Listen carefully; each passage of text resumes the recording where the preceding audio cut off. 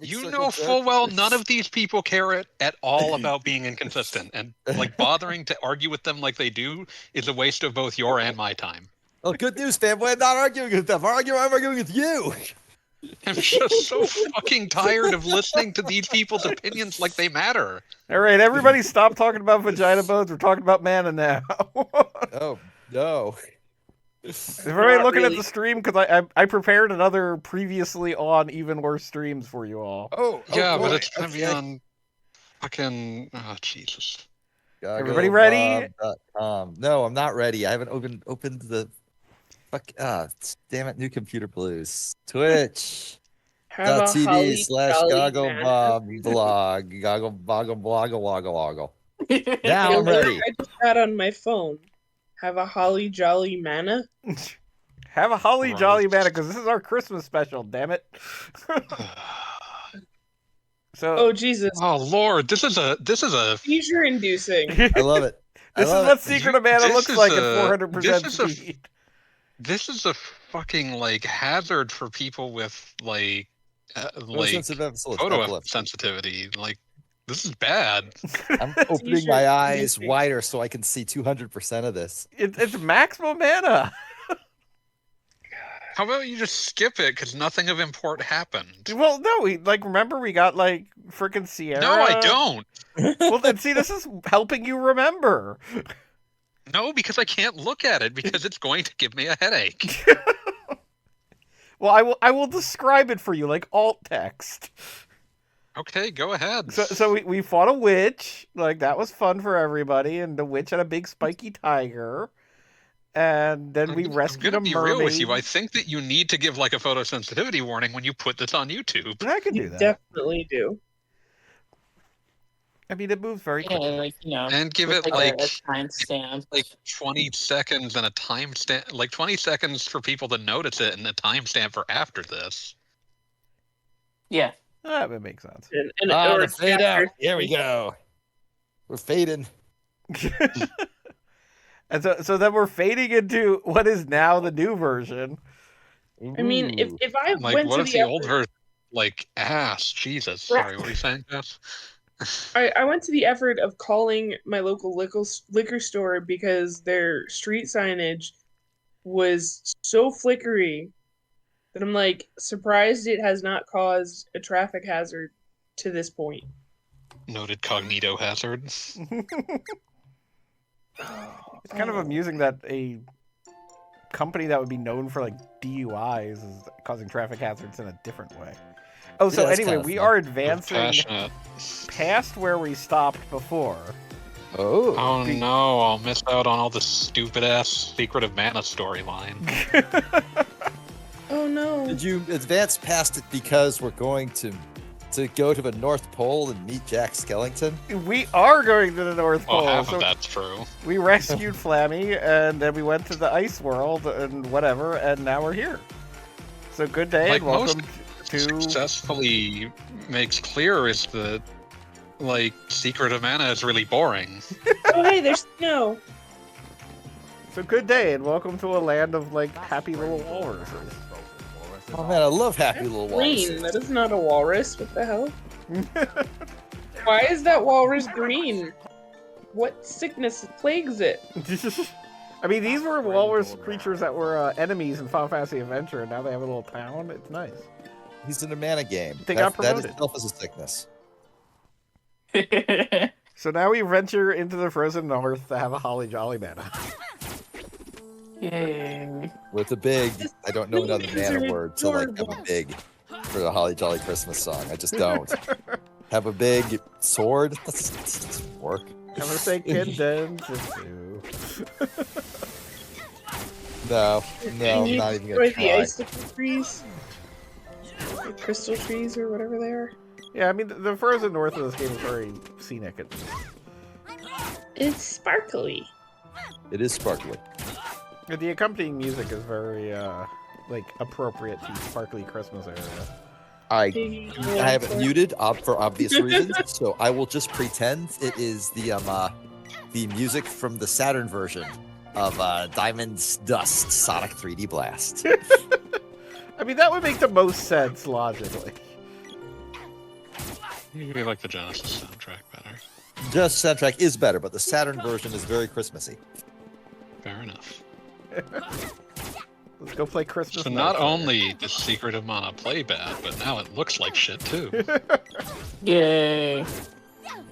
It's finally I reached definitely its did final not form. just dig this link up just so we could all appreciate how Christmassy it sounds together. I'm looking at it instead. I clicked it like a dumb. These You can trees... close it after a half second. That's all you need to be like, oh yes, leaving that it is on. extremely Christmassy. No, yeah, Oh, no, oh. I absolutely did. You're a That's real why I- shithead. So the trees are pretty, but they're kind of obstructive to where you need to do your actions. That's Mana in a nutshell. Yep. It seems forget- way more intrusive here, though, than it did in the other games. Probably Secret of because- Mana, above all other Mana games, exists to like draw the eye so as not to let you like ruminate on how the gameplay sucks. Like, Noted. that's the thing about the Mana games. They are supposed to be pretty above all else. And yet somehow this game's fucking hideous. It's kind of amazing. Like it's Amazing. this specific genre of cheap 3D remake where like just this idea of like, well, it's 3D now and it's higher resolution now, so it's better looking, and it's like, no, it has more graphics. It does not have better ones. There's unrelated to this. There's simultaneously a train going by, and I think I just heard a boat. It's the train. It's the boat on the train. Is the boat I hope hitting the not. train? Now I we just also need a That's plane an to be episode. I involved. think that's an episode of like in a 70s TV show. I would feel like explain that's the drones. also an episode of The Simpsons. Maybe. Um, I don't know. It's not really a What's the Simpsons name? thing, What's the name of the? Okay, you have a boy, a girl, and a scrunky. What's the name of the scrunky? Sierra. Flammy or something. All right, I just noticed that she has Good the trans flag on her horns, and that's cute.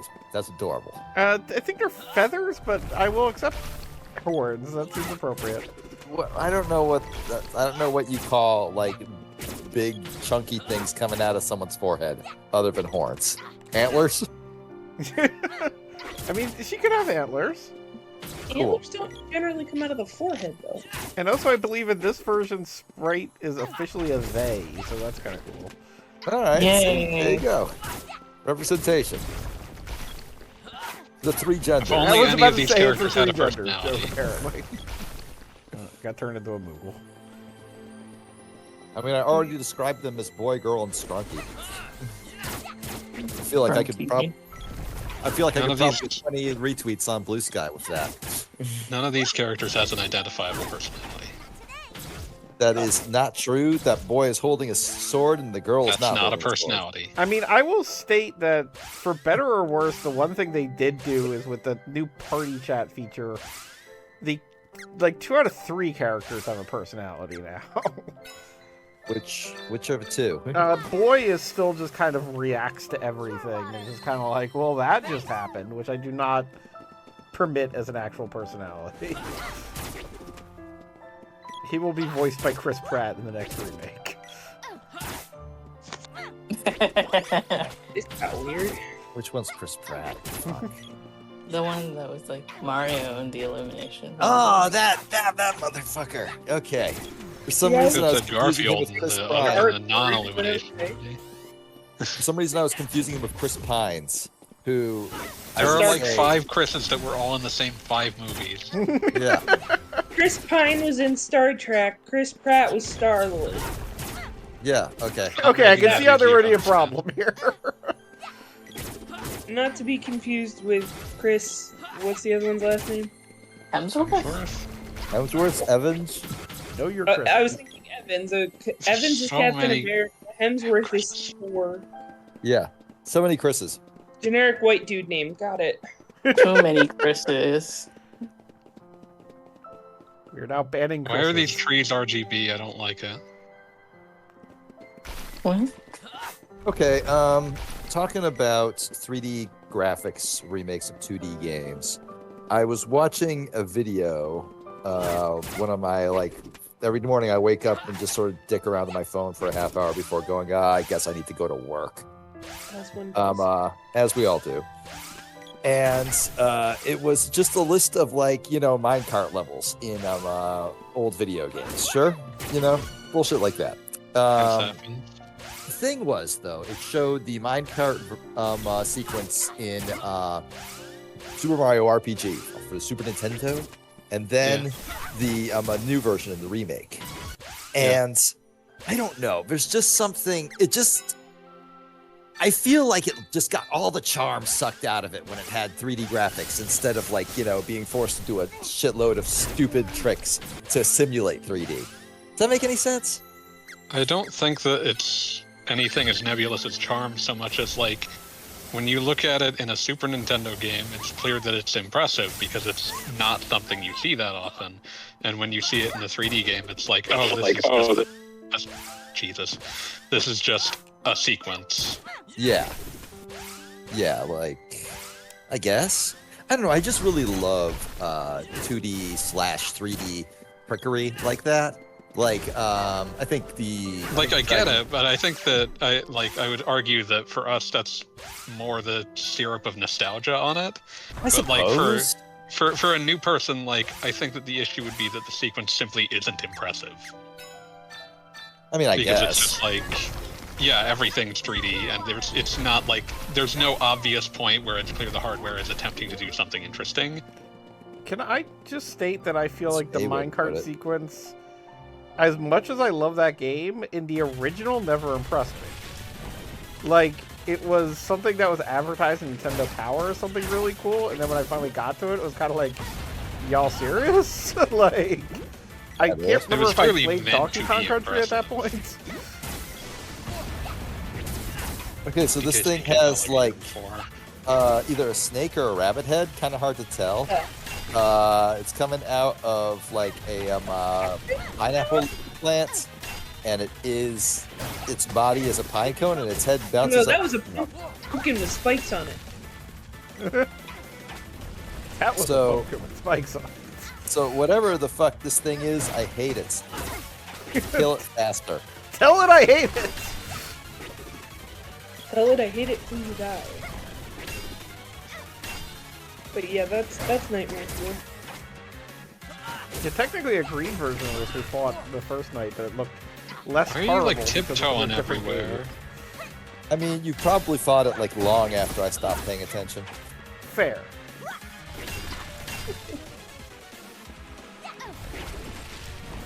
They at least have the stream running. Does that count for something? Yes. No, we shouldn't encourage this behavior out of Goggle Pops. This is our last night of bad mana games. Unfortunately, I'll be gone next week, so I won't see good mana game. No, well, we can wait and play it when you get back. You've been excited about it this whole time. It'll at least be a game I won't be angry to look at. That's what we look for. It's funny. You didn't care to look for it the last 15 weeks. Bar is on floor. I gotta say, I really like just this like incredibly vindictive energy fanboys bring in this evening. I'm fucking tired. It's the Christmas special. Feel the Christmas spirit. Do we have to? Oh my God, you're the guy who's visiting for back from out of town, and you're such a total Grinch about everything, and so Manic Pixie Dream Beat is going to make you feel the holiday. I'm not fucking dating fanboy. That's not how that shit works. I also don't feel like that's the energy that Beat brings to basically anything. I mean, Manic maybe. I'm not saying that I'm Manic Pixie, but I see the analogs at least. I've got incredibly complicated feelings about this holiday for this year in particular, and I won't say more than that on a public stream. That's totally fair. Yeah, so I'm gonna be a grump. That's just gonna happen. And we're playing a game you're so excited about. Like, I don't see why we bought it. This is the exact same game it was before, except uglier. I mean, I will state again that if we are going with a purpose, and I did consider this. I don't feel like there's a purpose here. The purpose that I do feel is that this is the stark contrast from when we get the Trials of Mana, which decided to do a remake and actually make it good.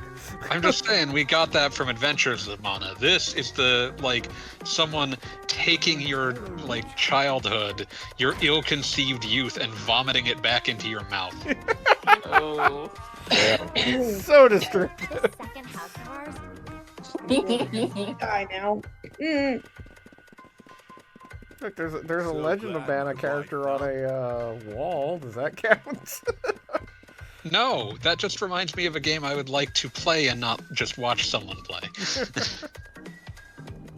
And besides, if anyone's manic, it's me. I feel like Chrome's is manic. I feel like I qualify for the manic part. It's the pixie part that just totally lost on me. We need more pixies in our group chat. And where do you expect to find them? Yeah. I mean, presumably small town America? That doesn't feel right. I've been to small town America. It's a lot of people who are either bored or sad. Oh.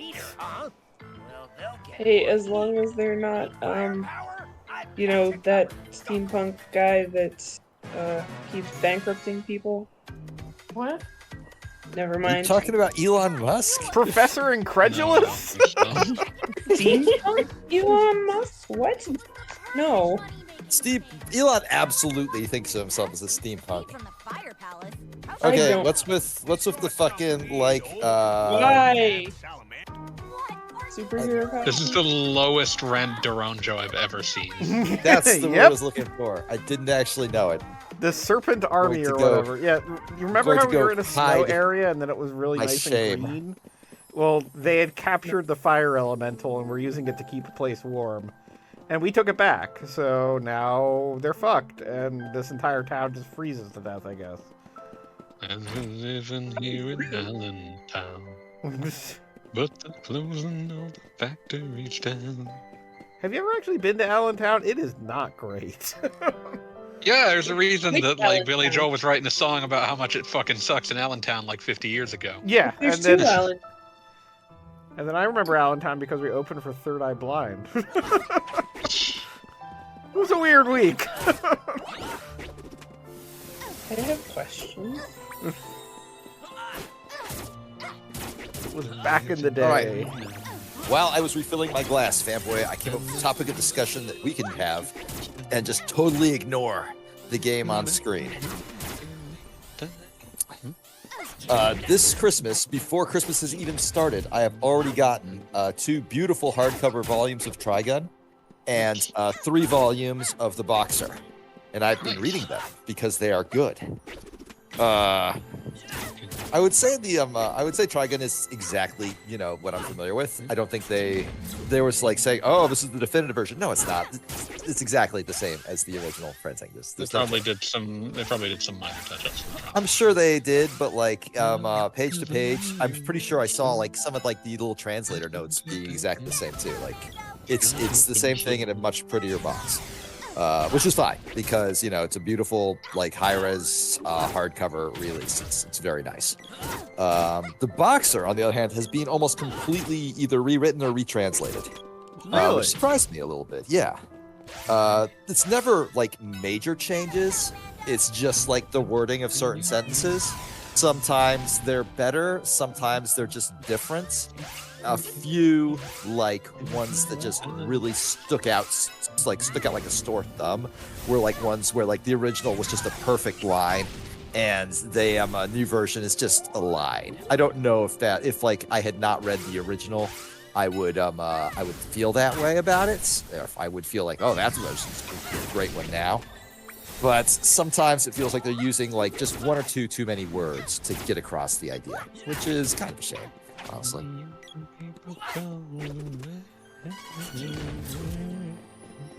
I would say it's probably either a more accurate or a more finessed version of the Korean original. And it's still an incredible read from start to end. So, I'm not exactly complaining or anything. love having a physical copy. But I am noted. But those little bits sort of stick out to you. Was there ever any explanation of how it was localized in the first place? It was on Webtoon. So well, I know, but like, is Webtoon like somebody did that, or it was AI, Webtoon, or what? It's not AI. At least it wasn't when it was originally published. There might be. There's no depth that I would not accuse Webtoon of stooping to, so it's entirely possible that there is some AI in it now, but I don't. Not that I can. It's not. I'm not seeing any of the hallmarks of LLMs. It looks like they just like gave it a once over and maybe like changed a few lines. That's about it.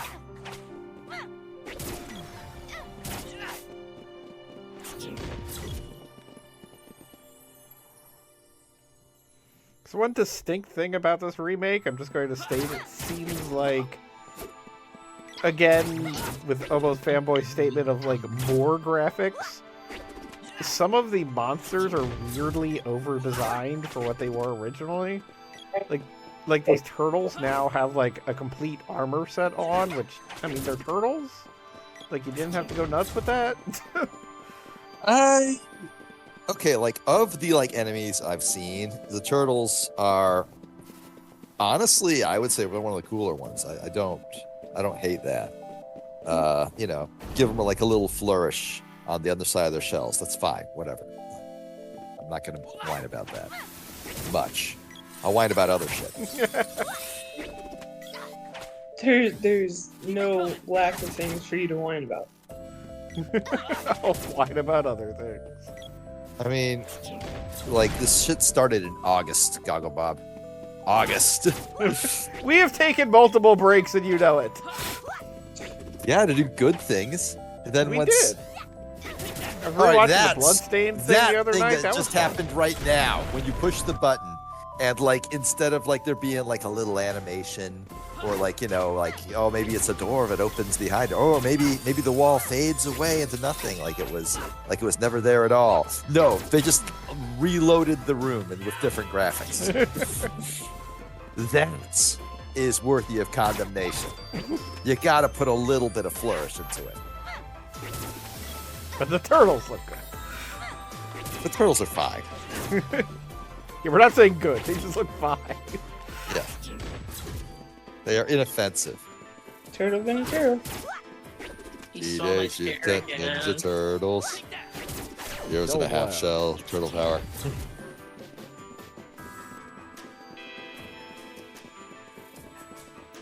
Oh, so anybody tried to do Power Rangers beat 'em up?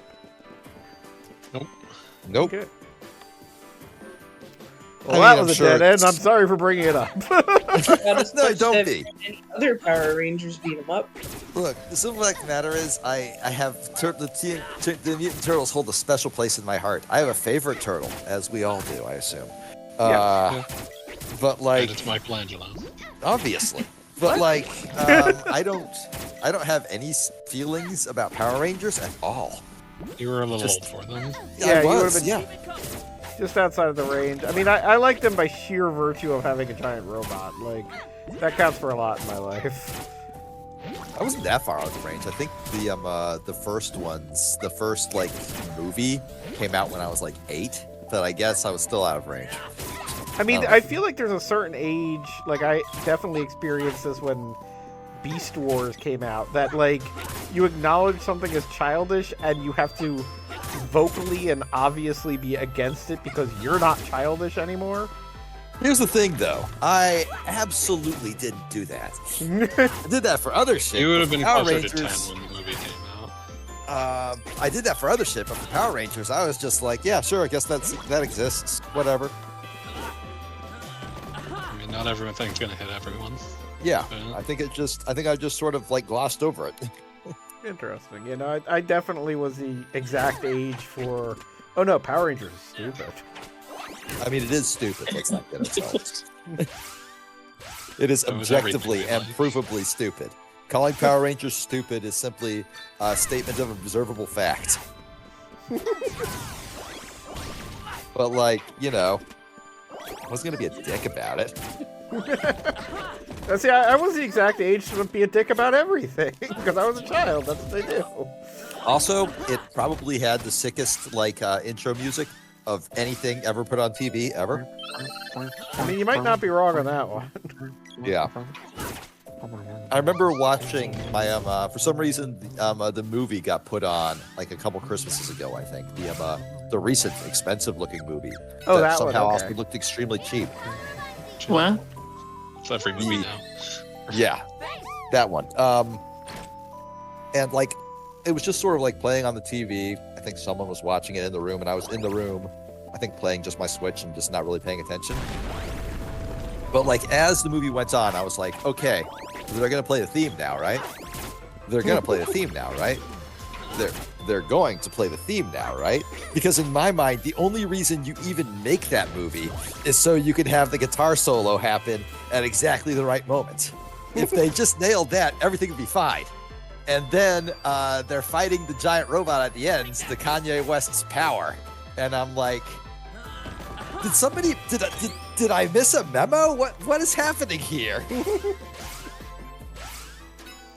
This is the moment where you're supposed to where the soundtrack is supposed to be just shredding like there's no tomorrow, and instead you're playing probably one of Kanye's better songs, but not the song. What are you doing? I don't understand. I mean, if memory serves, thanks to the fact that he made, I believe, is it Ham Sabam or Shuki Levy or something? Like, the way they copyrighted the Power Ranger songs, they made literally millions off of every time it aired. And I think that the weird side effect of that is that the dude who did that is like one of the major funders of the Democratic Party in the United States. The dude who actually played that solo. Levy, the guy who actually made the song was Ron Wasserman. Oh, okay, so there you go. So it is Pretty Levy sure who Buckethead is somehow involved too. is somehow funding the entire Democratic Party. Which thing are we talking about? The relatively new Power Rangers Yeah, the movie? relatively new Power Rangers movie. I might have seen that one. I don't remember. I mean, you would have probably been the right age to go see it with some friends, vaguely ironically. It's I'm struggling to remember because I did remember seeing a Power Rangers movie that was it was new for the time, and I would like to point out that Ron Wasserman also made Rock the Dragon. Just a person who knows how music works. Absolutely. it's I don't know. It makes perfect sense when you realize it. Oh, absolutely. Dragon Rock Okay. is universal.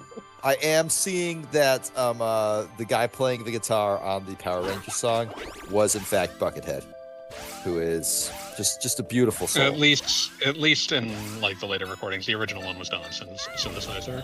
Okay, that makes sense. But apparently Buckethead at least did a little bit of that. Yeah, he did at least a version. Good. Okay.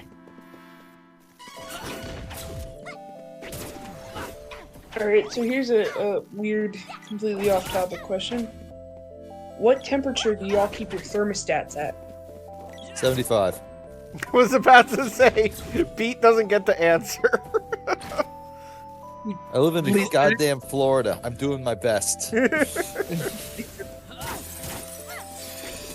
Even oh, that's warm even for the winter. I don't know, That's maybe- air conditioning. Yeah, That's trying to make it cold. Okay, well, that's just not fair. Okay, never mind. I'm sorry I asked. I don't look at my thermostat. As we know, we have every time we well, stream, we banish Alright. Chromes to the garage. So, presumably cold in the garage. Usually, but today was actually kind of warm. Yeah. Texas, right? Yeah. Yeah. I appreciate the soundtrack album for Mighty Morphin Power Rangers was called Mighty Morphin Power Rangers the Album, A Rock Adventure. A rock Did you ever adventure. listen to it? No, I did not, because I did not own a CD player. I mean, I did because child. I downloaded it way after the fact, and they completely act out like a whole like episode, and like it's just great because it's the characters shouting, "Oh, there's the Green Ranger! Go Green Ranger!" And then it goes into the Green Ranger song and stuff. Like they're so excited to That's a radio play, baby. Introduce a series of songs. That's weirdly beautiful. I support it. And the ability to morph and even up the score. I think they make a passing reference to like one of the characters goes evil briefly just so they can use like his evil theme. Like the canonicity of it is just dubious. Theme of bad Blue Ranger. But it's great because they just act out like a whole episode, and I just have to imagine them in the recording studio being like, okay, now get really excited about we're gonna play the Red Ranger theme. No one's ever been excited about that. Exactly. I was prepared for it to be cold, but no, it's like 70. Yeah, y'all in warmer climates are not prepared for December. Fight featuring Power Rangers cast. Hey Rita featuring Power Rangers cast. Hey Rita. We Need a Hero featuring Power Rangers cast. Combat featuring Power Rangers cast. I really hope that it's We Need a Hero is just I Need a Hero, but with I replaced with We. I hope. I need it.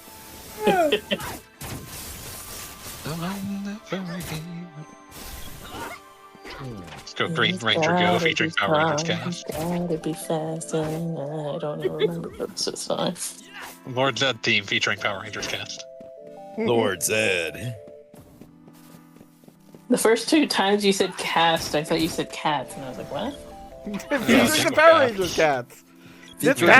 Cats. Chrome, I need to we have assure to you make that sure that Chrome knows about Jingle Cats. I was about to say that was a thing in the 90s. Was it? Jingle Cat? Yeah. My parents have the CD. I completely forgotten about that, and I hate everything right now. There was a Jingle Cats PS1 game in Japan. Yes. Yeah, no, I'm not justifying any of this. I'm leaving. God, goodbye. You must experience the fucking Jingle Cats version of Smoke on the Water. There you go. Jingle Cats. Yeah, there's an entire music video for the Jingle Cats medley, just so you know. Please experience the Jingle Cats version of Smoke on the Water. And then there's the Jingle Dogs that break into the Jingle Cats. It's very upsetting for them. Okay, Well, so 2009.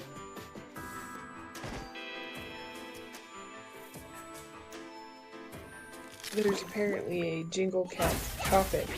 Okay.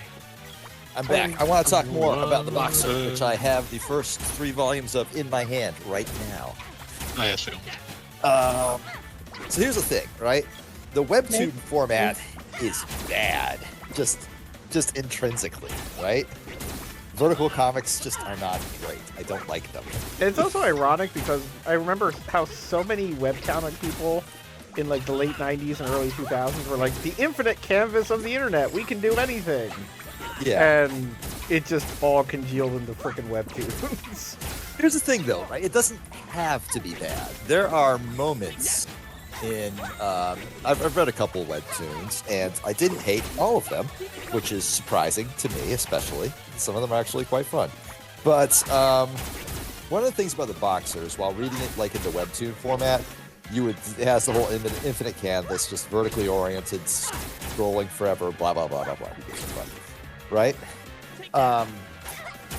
And for the most part, it looks very much like, oh, they just took a page of a comic book and chopped out every single panel individually and just spaced them around so you can read them scrolling downwards.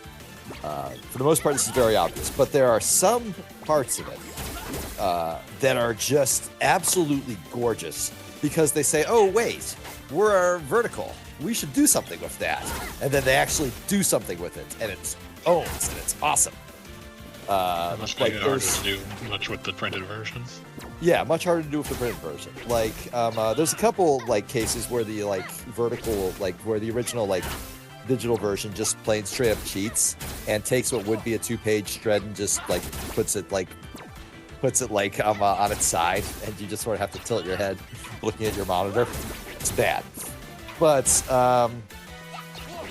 one thing that like it did really well. There's like this whole sequence near like I think the end of the Yuto chapter where it just like shows the absolute mind-numbing slog of constant effort, right? And it does this by just copying and pasting panels, which you would think, oh, that's lazy art. You don't do that. And then, like, every single time, like, it jumps between, like, him getting his ass beat and then him back at the gym just doing the same exercises every single day, longer and harder every single time. And, like, by the end, the entire thing just, like, is just hundreds of panels, all just sort of pasted over each other haphazardly of just, like, him doing the exact same thing every single fucking day. And you get this sense that this has consumed his entire life, and this is all he is at this point, just like a mindless machine of just constant, horrible effort. And it's incredible. It's using the actual, like, you know, vertical scrolling medium to give you an idea of, oh shit, this keeps going. This keeps going, and every moment I scroll, you see more of it. You can't really do that in a book. And, like, for the most part, reading it, like, in the digital format is just, well, there's a panel, and I bet if I thought for a second, I could see how these panels would fit together. And I'm right every time. Like, I actually, like, tried doing a thread on it a couple years back on Twitter, and, like, there was one case where I'm like, okay, these panels are shaped exactly to fit into each other, like, in a 4, like, you know, direction here. I can just cut them out and paste them together in MS Paint, and it worked perfectly. And that's exactly how it appears in the book. But there are ones where you can't. And those are the ones that interest me, because it's like there is some actual genuine effort going into making this a medium that feels native to the internet. There aren't many of those, like, in the actual, like, volumes that I own in paper, and I will eventually own all of them because, you know, I will get a paycheck and be like, oh, I get to spend exactly $20 on myself. Wonder what I'm buying. But there is, I don't know, like, I feel like there's value in that. I feel like there is, you know, something really cool about making something that will work exactly the medium it was put on. Kid Rad, for those of us who are ancient and decrepit, is a great example of that, because it is a webcomic that really only works as a comic on the internet. The idea of making a print version of that is insane and stupid. Homestuck to a lesser extent, but Kid Rad really, I think, was the template. That's the way to set that in stone. And I'm so glad that a mirror of Kid Rad exists in this day, because the original website, like, got taken down eons ago. But yeah, I feel like the medium, like, being this unique thing that, like, can do stuff that other mediums can't is kind of important, especially in comics, which, you know, shouldn't in theory have that much difference between reading them on a screen and reading them in a book. I just like it when there are, like, big obvious differences like that. I'll shut up now. You're fighting a boss. I'm fighting Santa Claus. I used to I feel a pang of disgust every time I see you, like, bury your sword 3 feet into an enemy and the game says miss. I mean, earlier, if you noticed, we were fighting a lizard thing that would eat you Yoshi style and spit you back out, and when it spit me out, it said miss, because my defense was too high. So, like, it technically didn't hit me, even though it had literally swallowed me. Just sucks. I feel like that's... God, okay, I was listening to I think it was either the first or second VOD that you put up, Dr. Bob. I'm not sure which one I said this on. But I was talking about how back when I was an asshole Surprise, still am one. That hasn't changed. Suck. I would try and make arguments that turn-based systems were obsolete because we now had the processing power required to just do all the shit a turn-based system is simulating in real time. That was just me being an asshole. Like, turn-based systems are charming and compelling on their own. They don't all need to be, like, real time. That's just me being a dick. But, like, this is a weird case where that actually, like, comes into play, where it would have been better in real time to just not have a miss mechanic, because you could see the sword going into his body. I mean, this is actually one thing that was added to the remake, was that the original version of Secret of Mana would actually say 0 damage after calculating attack versus... So they made it worse, got it. But they determined that every 0 now should just be miss, which is just demoralizing. That's, yeah, like if I walk into a tree branch, realistically I took 0 damage because I just bumped into it. I was like, oh, that was there. I did not lose any HP to that tree branch like I would if you stabbed me, Goggle Bob. And I know that's what you're planning to do, but don't worry, I'm prepared. You come correct. But, like, I would prefer it just say 0 damage because, like, hitting somebody and them just shrugging it off, that's something that happens. You watch literally any Mark Hunt fights in, like, old UFC pay-per-views, and that's just what he does. He just gets 0 damage. He didn't miss. It hit him. He just didn't care. Oh, hey, it's Santa. We saved Christmas! Yay! Yay! Yeah, so I want to point out the fact that everything about Santa in this game raises questions because he very much references the fact that the goddess of Mana's power is fading. And I don't know if you know this, but Santa Claus is pretty chiefly tied to a religion that does not worship a tree. Okay. Counterpoint. Santa, I'm gonna get Fox News on your ass here. Santa is at the forefront of most efforts to remove Christ from Christmas. Yes? I mean, it depends on your interpretation, because there are definitely the jolly old Saint Nicholas version of Santa. Oh, damn, good point, yeah. Also, I think Glenn Beck made a movie about how, like, Jesus made Santa immortal so he could fight forever, but then he just gave presents to kids or something. Yeah, that's probably in there somewhere. Probably. Confused face.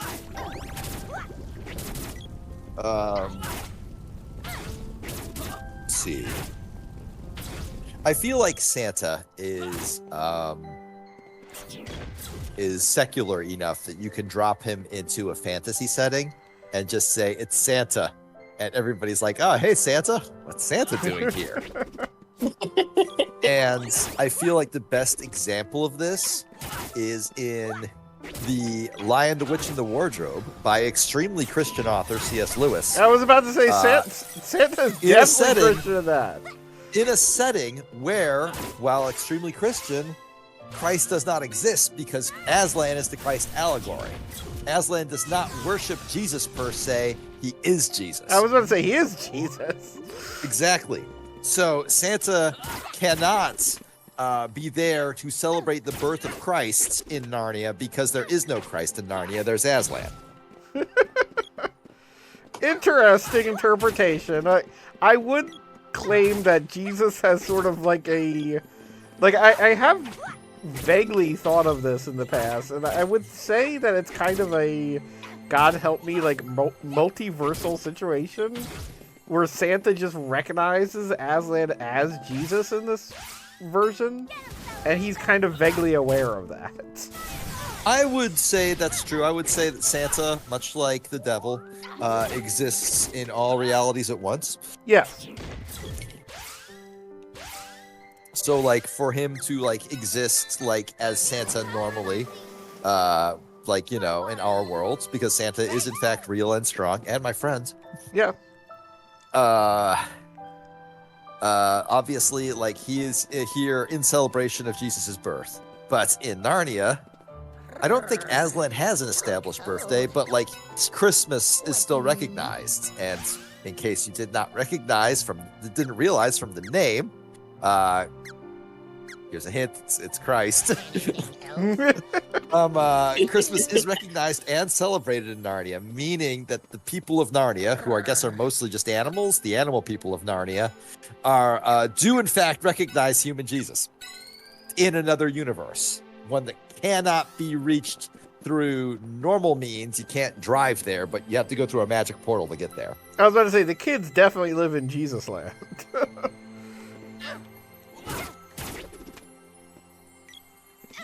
You can't drive there. I'm just picturing Aslan in like a convertible. Like, get in, stupid. We're gonna go find Jesus. Get in the car, idiot. We're going to go find Jesus. Just a lion leaning on the horse. That's the twist, though. Jesus was in your heart all along. Jesus was in the friends we found along the way. That's part of the Bible. It's right there.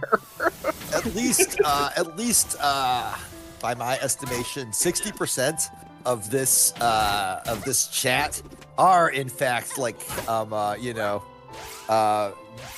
fervent believers, justified in our faith. So yeah, kind of was. Hooray! 60%. I mean, like, I don't want to assume my faith on other people. I'm aware that Gogglebob is a believer. I am. I talked about it in reference to Xenosaga. As one does. Pretty sure Fanboy is too. But I don't want to ascribe the intricacies of my faith to him without his permission.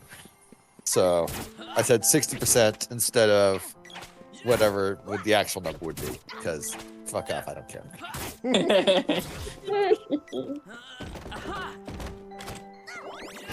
Did we lose Fanboy? Oh, he's just muted. Okay. Muted. It might be burrito time. Burrito time. Just thinking that, like, damn. I need to. I keep forgetting to Tuesday burrito. Oh, and Cass does have at least one Christmas decoration. Oh, I got a second one this week. Oh, that's nice. What is it? Has Santa been upgraded? No. So in addition to Santa, I now also have. Did I share with y'all the photos I took at IKEA?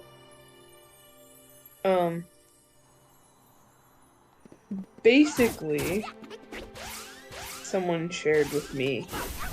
It was like a gift bag from an event, and one of these little Christmassy themed gnomes was inside it. In the gift bag. Gnomes, like David. Well, sort of. So now I have to go back and get the other one, so I have a set of them.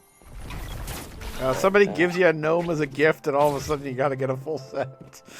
Yeah, well, there's a boy gnome and a girl gnome. They're adorable. I feel like that's. Alternately, I just gift it to a friend. I got nothing. I got literally nothing. The gnome has left you flabbergasted? No, like, all I had was like, oh, you mean like Romeo and Juliet? That was something. You could have said that. I don't want to say that. We wouldn't have judged. I just said it now, like, as an admission of defeat, which, accurate.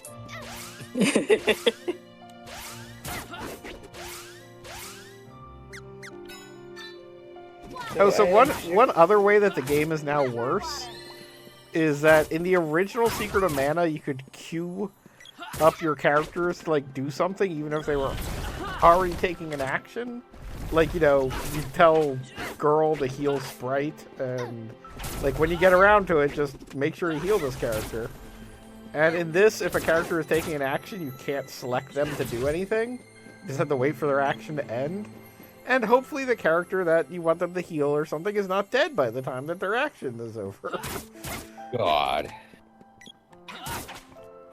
And like there were inevitably the reason they changed it because in the original you could like game the system by queuing up more that they could do than like the game could deal with. But their solution to it is just watch your characters die. Thanks for playing. Kagabob, I'm trying my absolute fucking best to just stop myself from begging you to play Super Mario Wonder or fucking Sonic Adventure DX or literally anything. Sonic Adventure EX. They took the PC port of Jet Set Radio off of Steam like last week. That fucking upset me, man. I mean, I presume it's because they're releasing another Genesis collection in the near future. Like, it's a fucking Dreamcast game. Also, like the Sonic Origins version of Sonic CD is worse than the like standalone version. How is it worse? Because it's got like that fucking like dithering filter that every game in Origins does. It's just this really like bad upscale. It's ugly. I don't like it. Also, like everything in that game is running like through two separate game engines, one inside the other, because they made the menu 3D for reasons only God knows.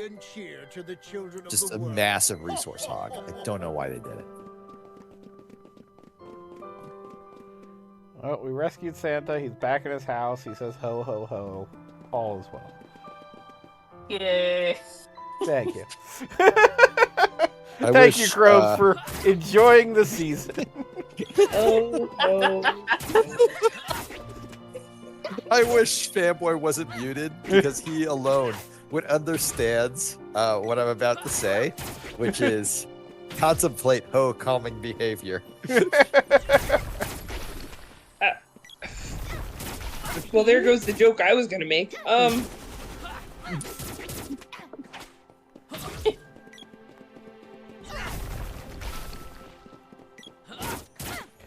Remind me when this ends. My mother accidentally sent me a inexplicable picture, and then like what I presumed to be a joke associated with the picture, and then like an hour later sent me a text and said, "Oh, that was for the wrong person." And I assure you, it makes no sense on any level to anyone. Hey there. Welcome. I mean, we all send the wrong image every now and then. Oops. I remember. Hopefully not to your mother, no. Hey there. No, she sent me just. I can describe it since we're doing the can travel.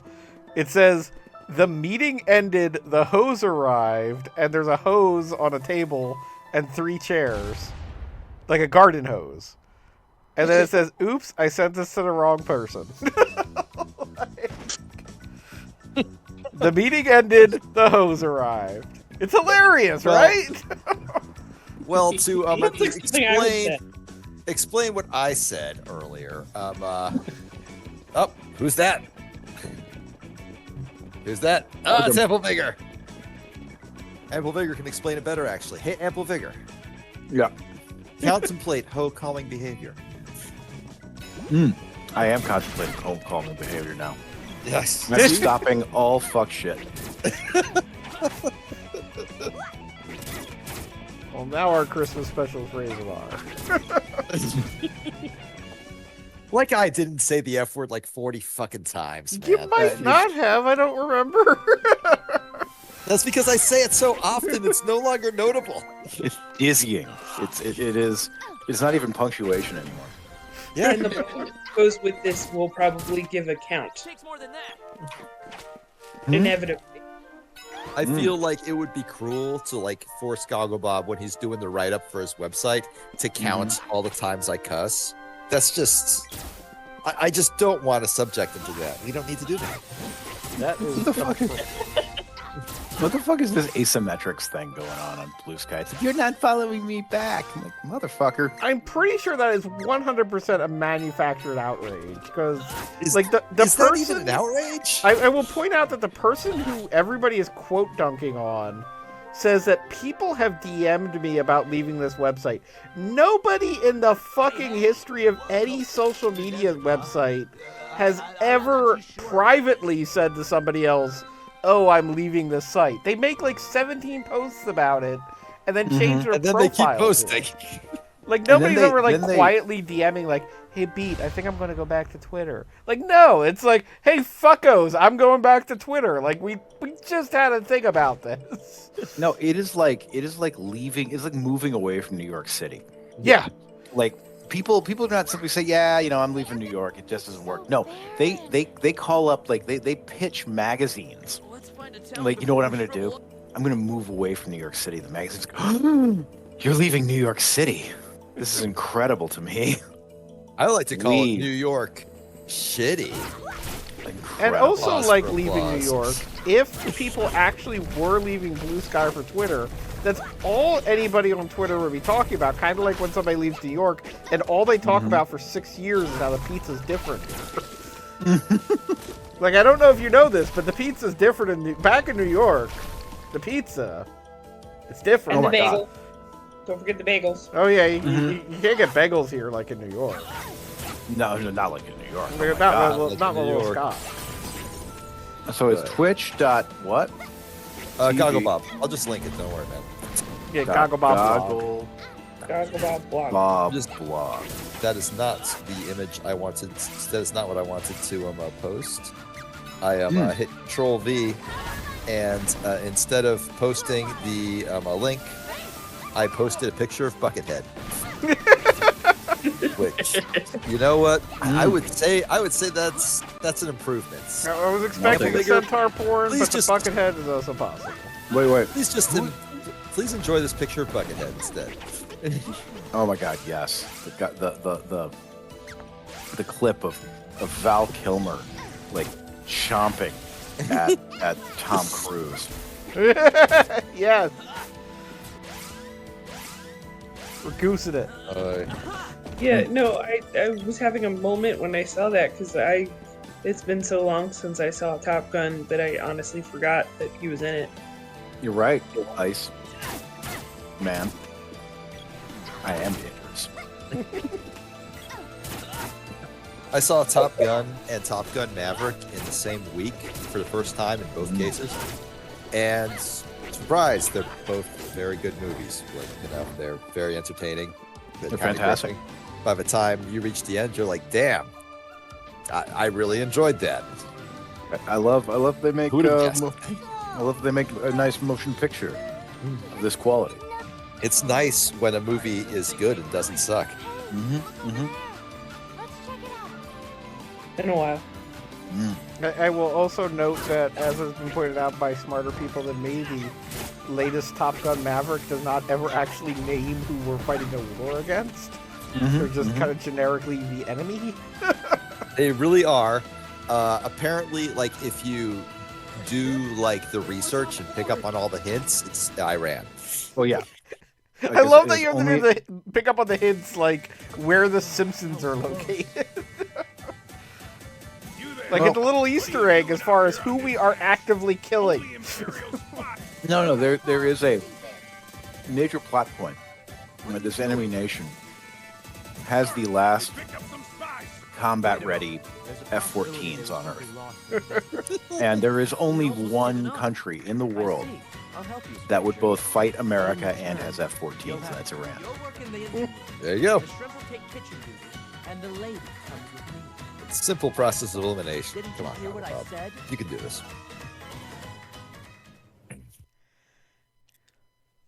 Get to work. Hell yeah. Hey, AV, you missed this question. What do you set your thermostat at this time of year?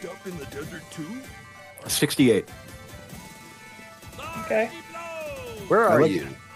You're like I would set it northern lower. Europe, I would personally set it lower, but It has been explained to me that lower than 68 is utterly intolerable. That's reasonable. Oh. Now, up here, my wife up here, you do. refuses- Go ahead. Oh no, sorry, you first. Yeah, up here, you try to do no heat November, and That is fair. I am. Yeah, no, that tracks. Yeah, I will state that I am somebody who keeps it at 66, and there have occasionally been other people in the house who were not happy with it being 66, but luckily I don't have to listen to them not being happy about it, so hooray. like, well, My wife absolutely despises my judicious use of air conditioning. So like the second like the thermostat dips under 70 down here in Florida, she's immediately turning on the heat. And I'm like, well, you know what? You're an actual Floridian at this point. You get to do that. That's fine. I know the rules. Rule number 1 is happy wife, happy life. Mhm. Excellent plan. Yeah, it didn't occur to me till the other day that I actually keep my house relatively cold, because usually I'm sitting on the couch with a blanket and a laptop on me. Mhm. So I know that I need to keep it warm enough to prevent my basement from freezing. So but how also cold do you keep it? I need to keep it low enough that I don't melt on the second floor. So it's currently set at 65. Okay. Because it gets anywhere from 5 to 10 degrees warmer upstairs during the day, and then I can't cool it down fast enough. Yeah, that is definitely, I have the opposite problem come summer, because I swear there's a 10-degree difference in the summer between my basement and my second floor. So with that in mind, if I put my air conditioning at say 70, it is 75 upstairs and 65 downstairs, which again, when there are multiple people in the house and they might be on different floors, that causes all sorts of problems.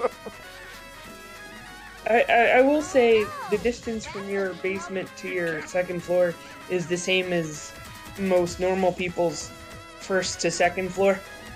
That would make sense.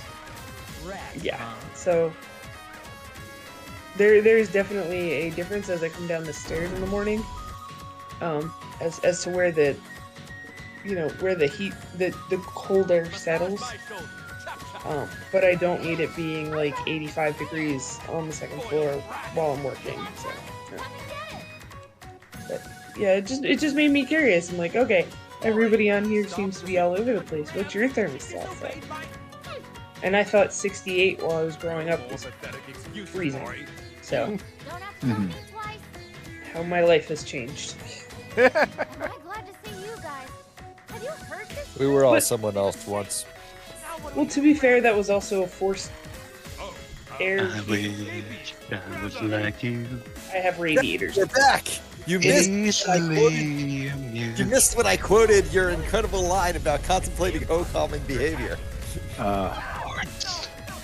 Stop the fuck shit. You're scaring me. The hoes. It's beautiful. Too beautiful for this wretched world. No, man, I gotta say, like, whatever else. Oh my god.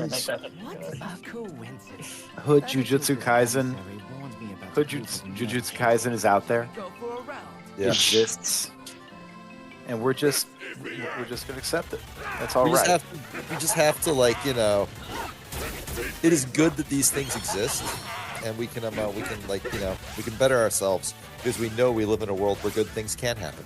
Exactly. Sometime, every new beginning.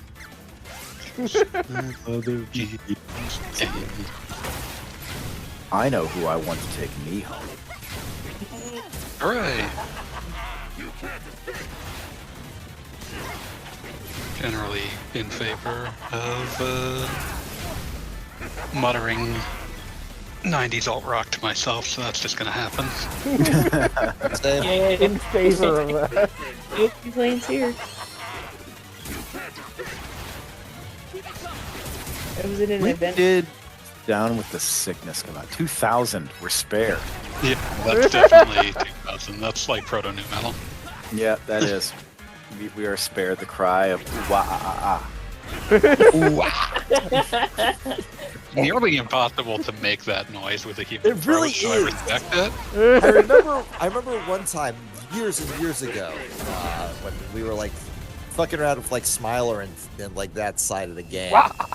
And Fat came on and just did like a pitch perfect impersonation of that. And I was like, holy shit, that's amazing. And then, Never then forgot. Fat disappeared from online entirely Yeah, he to did. go become Fat like lives a an healthier life now. electrician or something. Apparently, like he's living his best life with his family, so good for him. I love that. I love that for Fat. He's no longer wandering the wilderness. Yeah. If it wasn't You for our just- passenger, we would have been. I'm happy for Fat.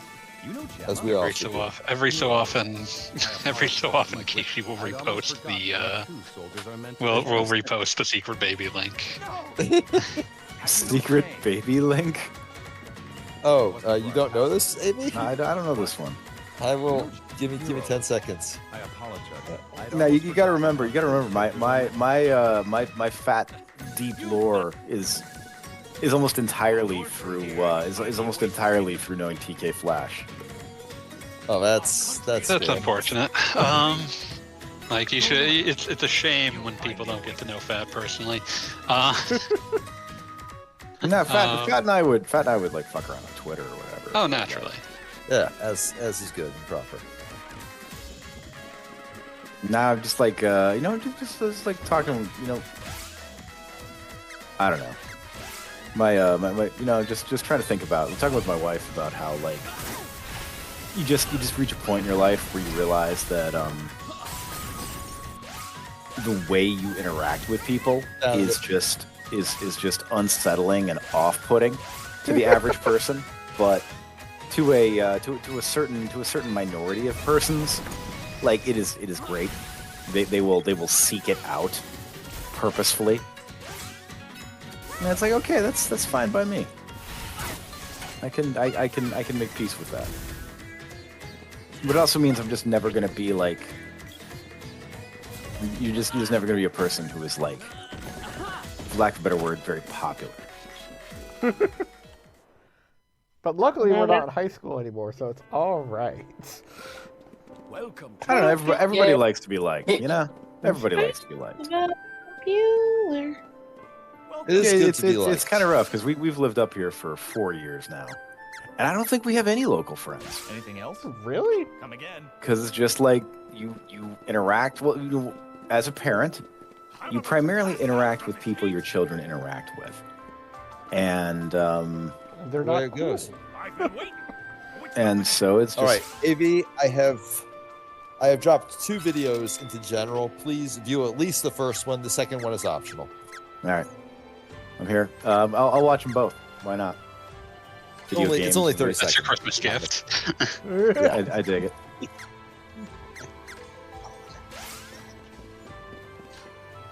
Oasis. What oasis?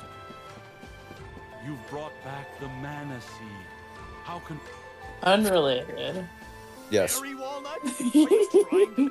Oh wait. Okay, You were talking about the mana seed. You're going to return the seed? Oh, that is Next, helpful. don't have sex with your ex. It will make your life complex. My baby, take it easy. I got reminded of something that I watched like eons ago, and I like found it again. It was like on YouTube, posted like how like a decade ago. It was like a parody of The Thing, but in like Pingu's art style. So, about Dyla. He's the coolest soul It's- in the world. And I don't I just keep hearing the cat and getting distracted from what you're talking about.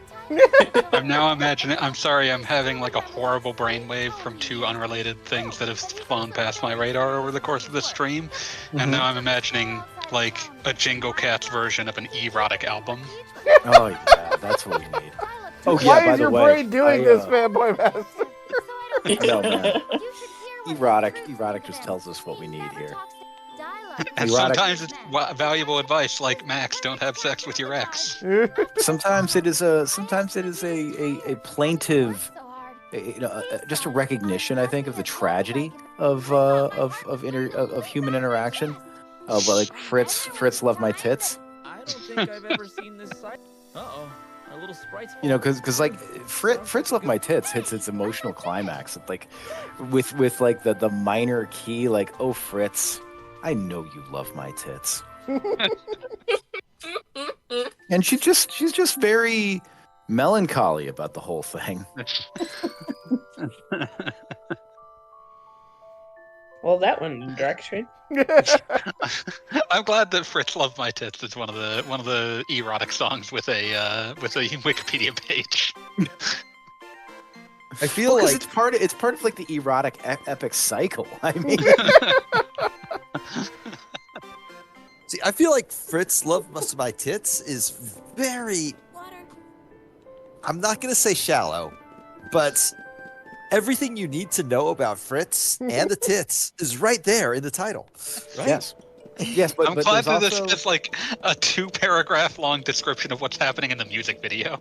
Oh yes. Fritz tries his best to fight off the villain and save the space woman, but fails. As Max follows Fritz and spits him back to Earth. Part of the cycle. Yeah, no. Oh, I don't know how long ago it occurred, but Kishi posted in the stream chat, Secret Baby, you can play video games now, you're free. You're free? Thank God for Kishi. Yeah. Thank God for Kishi. Penny Arcade, yay. Also, thank you for joining us in the chat. Please join us in the channel Yeah. He only does that for good games. Kishi, you're aware, but like you can just join whenever you want, and we will all be like, "Oh shit, it's Kishi! Fuck yeah, we love Kishi!" Oh, Max, don't have sex with your ex. You make your life complex. Oh, Max, baby, take it easy. No, the thing is, I love that. I love that between Max don't have sex with your ex and Fritz love my tits. There is Fred come to bed, which has Fred the one man in the history of erotic songs to turn sex down. It's powerful. It's a powerful notion when like you've devoted yourself to entirely to a single aesthetic concept and reject it within your own artwork. Yeah, exactly. And it ends. The other thing I love about Fred Come to Bed is it ends with the how can I put this? It's not a threat. It's rather a vow. Mm-hmm. It's like if you don't, I will call Fritz. And it's like that's all she has to say because everyone knows what's up with Fritz. Yeah, Fritz loves her tits. And you just like you can just see there and Fred being like, oh no. This will all end in tears. And then later on they're just vibing out with "Help Me, Dr. Dick." Well, "Help Me, Dr. Come Dick." on, please help me, Dr. Dick. I would say it's the greatest single erotic song. Like, yeah, it's not part of like an epic cycle, but it stands on its own merits. It's a perfect individual work. Yeah, it is. It does. You need zero knowledge of any of the erotic extended universe to understand "Help Me, Dr. Dick." No, I am absolutely the kind of sicko who loves Nick Please Not So Quick just because it was such a banger on Dance Dance Revolution Third Mix. I feel like I'm learning something about you I never understood. Oh man, no man, like playing Nick Not So Quick on hard mode was just like a beautiful flow state. If you got good enough at it, you could like do the karaoke along with Miss Erotic. Oh man, there's two kinds of people in this world. There's people who can hit the high note when on the last reprise Oh, Nikki, no quickie. Baby, let's come together. I'm a big fan of the fact that, like, the music video for this is deranged, obviously, but it also seems to be like a weird giantess thing. A lot to unpack there. You know what? I'd rather not unpack any of it. It's one of those things that, like, that is one of those old school outlandish fetishes. Like, it really obviously exists in artwork pre-internet. Absolutely. No, it's like what if this woman was just enormous? No, it is like how there were just guys who died, and when it came time for the city to like clean out their home because they had no next of kin, no address on file. It fell to the government to figure out what was to be done with this. Yeah, and they would go in there and they would find not like utter depravity, not a man living in squalor, but rather a fairly squared away life. A man who lived a reasonably organized. Yes, exactly. A reasonably organized life, well within his own limits. And then they would just get up into the attic and find like 200 flawlessly maintained mannequins, all in lingerie. No one harmed by this, but very specific, and no one ever was to know. Yeah. Just like, oh wow, these are 200 mannequins, flawlessly maintained. This must have taken a long time. This was at a time when there was no community that you could be a part of that was into this with you. You just had to accept the solitary aspect of your life. Yeah, that was it. It was like this is the work of a lifetime, the lonely work of a lifetime. Yeah, there's one that you would know would be summarily discarded upon death. Yes, yes. No, knowing you were in an era when there were like legitimately 4 gay bars, and that's just dudes getting rude. That is about as steak and potatoes as underground sexuality gets. No, you're like, no, you don't understand. I have desires they don't even have words for. So it's just me, and and I just have to navigate my life like this. Yeah, this is just how I'm gonna be. I'm gonna handle accounts. I'm gonna handle accounts receivable for International Business Machines for 42 years.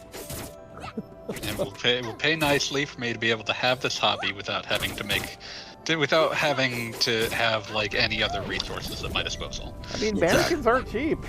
They're not. Yeah, if you're accounts receivable for IBM, you're getting paid well enough to deal with that. Yeah, exactly. You can make a decent living doing that. No, hell yeah. Like you're talking about a guy who, yeah, exactly. You again, an era in which there are not magazines for this. You had to get a mannequin hookup. Actually, you probably had to get dozens of mannequin hookups because you could not afford to have anyone put on their thinking cap and say, "This guy owns a lot of fucking mannequins." Yeah. Well, obviously, no. I mean, we're talking about IBM, but no, this guy had a job at like Sears or somewhere like that, and this store, no, that's where he started. That was where it began. He probably worked at a Sears like one summer when he was 15 years old, and it unlocked some secret chamber within him that he rather wishes had remained hidden. Hi, Callie Scrub. Hey, good day, and welcome to the mannequin discussion.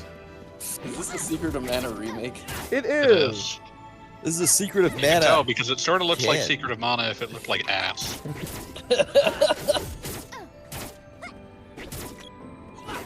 So, like, is that slime monster just sort of stuck inside the loading zone?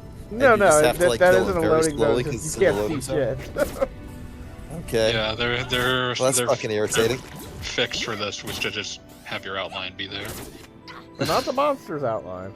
That'd be silly. The monster's outline, that would be altogether too useful, maybe even helpful. Boy. Catching fire. Because I'm fighting fire did it just slimes. spawn another one? Because it's a slime. Why are you bad at this game, Gogglebop? Yeah, these slimes He's are bad at every game. I don't feel like we can put like that all on Gogglebob. I think the game is just bad too. Yeah, I'm just saying why is he bad at the game is because he's bad at every game. Fair enough. I know. I figured it was a throwaway line. Yeah, no, it's fair to bully him. It's very important that we occasionally remind Gogglebob that he sucks. I'm sitting here listening to video games with your dad. I'm getting a little choked up. That's what I know, right? I know, right? It's so fucking good. It's good to play video games with your dad. Like, yes, it is.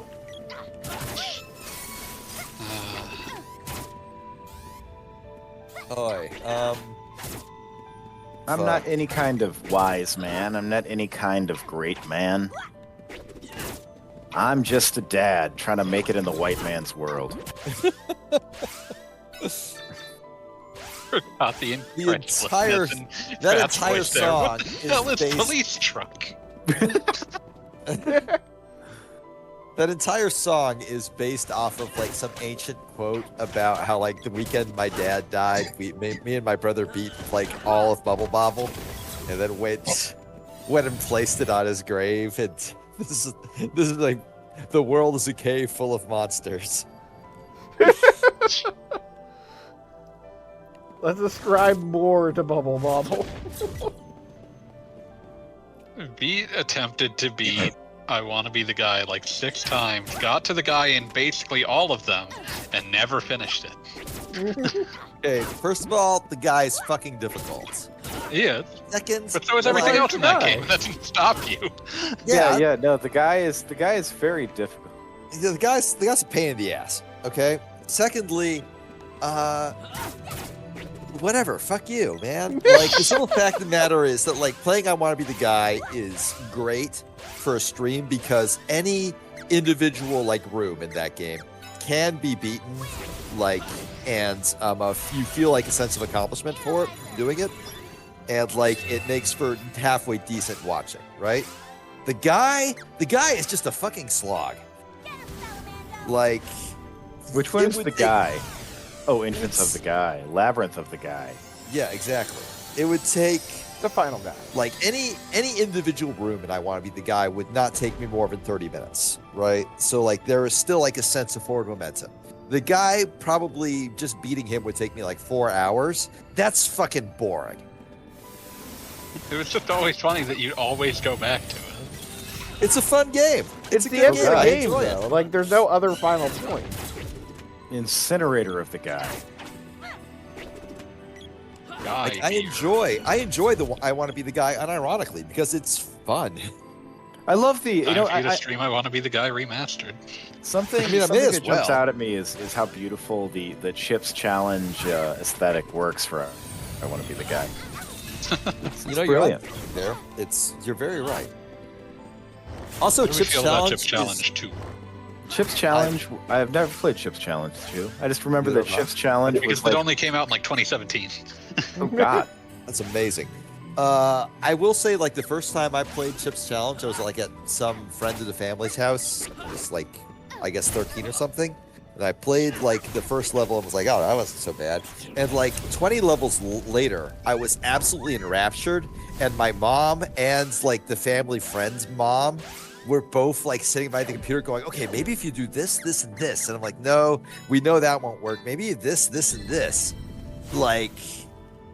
There's a fucking video game there, is what I'm saying. Yeah. It was a team effort.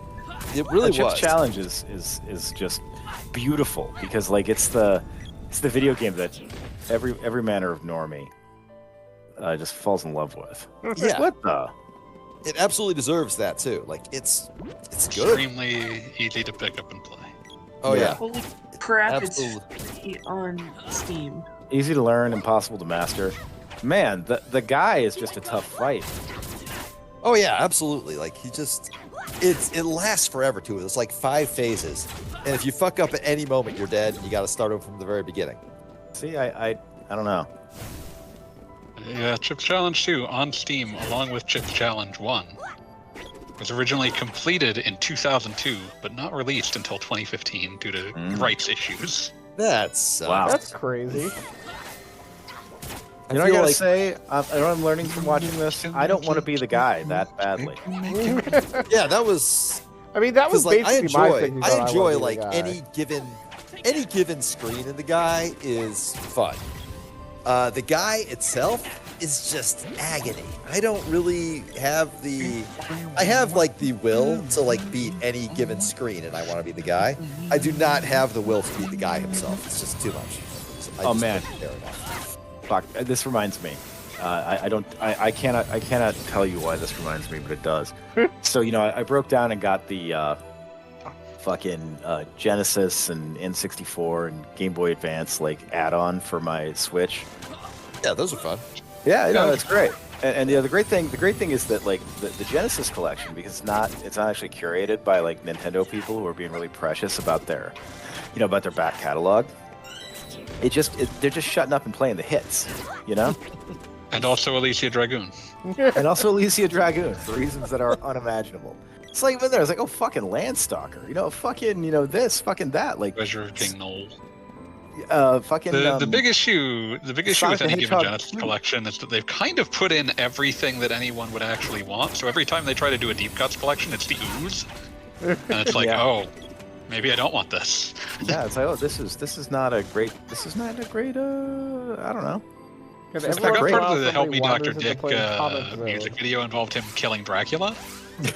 Incredible. Like just casually killing Dracula in the That's background. it's because Dr. Dick is here to help you.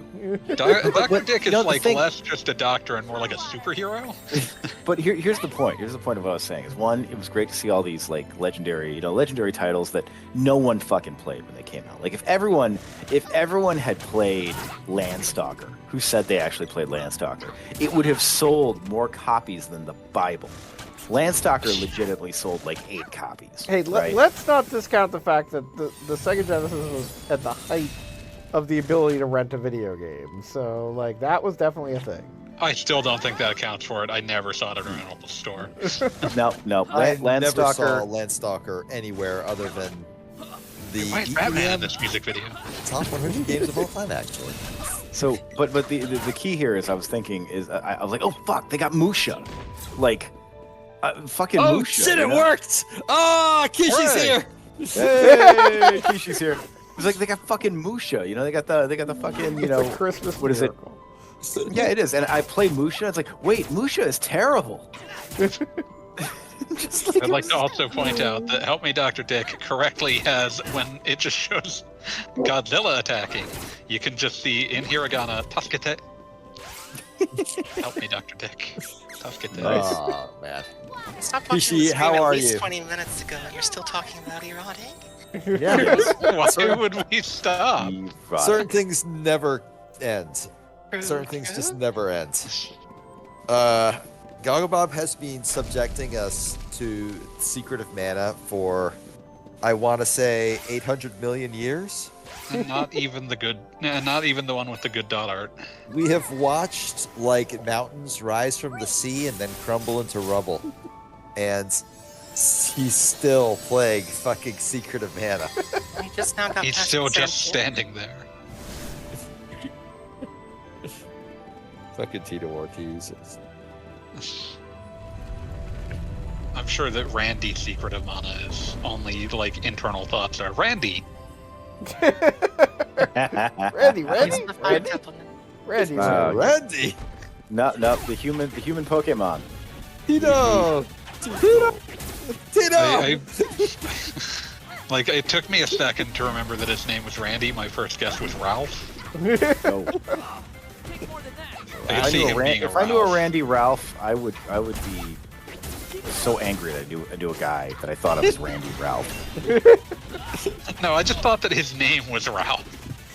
I will not treat this as a sentence. He's got Ralph energy. He's kind of a nothing dude. He's got Ralph energy. Remember when you have to kill what's her name's boyfriend? No. Gonna need to be more descriptive. Than that. He turns the knight, the girl's boyfriend, the knight. They turn him into the lich or whatever. Oh, at the end of kill it, us. yeah. Turns into the lich. Well, no, what it is Maybe he gets sacrificed. yeah, Diluc gets sacrificed, and Thanatos in not being able to possess Dialog turns into the Lich. Okay, because Dialog is like, no, you won't possess me. I'll just straight up die. Yeah. It's impossible for me to retain Secret of Mana. Yeah, exactly. And I'm like, no, this is, you don't understand. This doesn't work. This plotline only works if Dialog is a girl. Because that's how video game writing works. Yeah, that is the subversion. You've been rescuing the princess the whole game, but it's the leader of the knights. And the princess is on your team.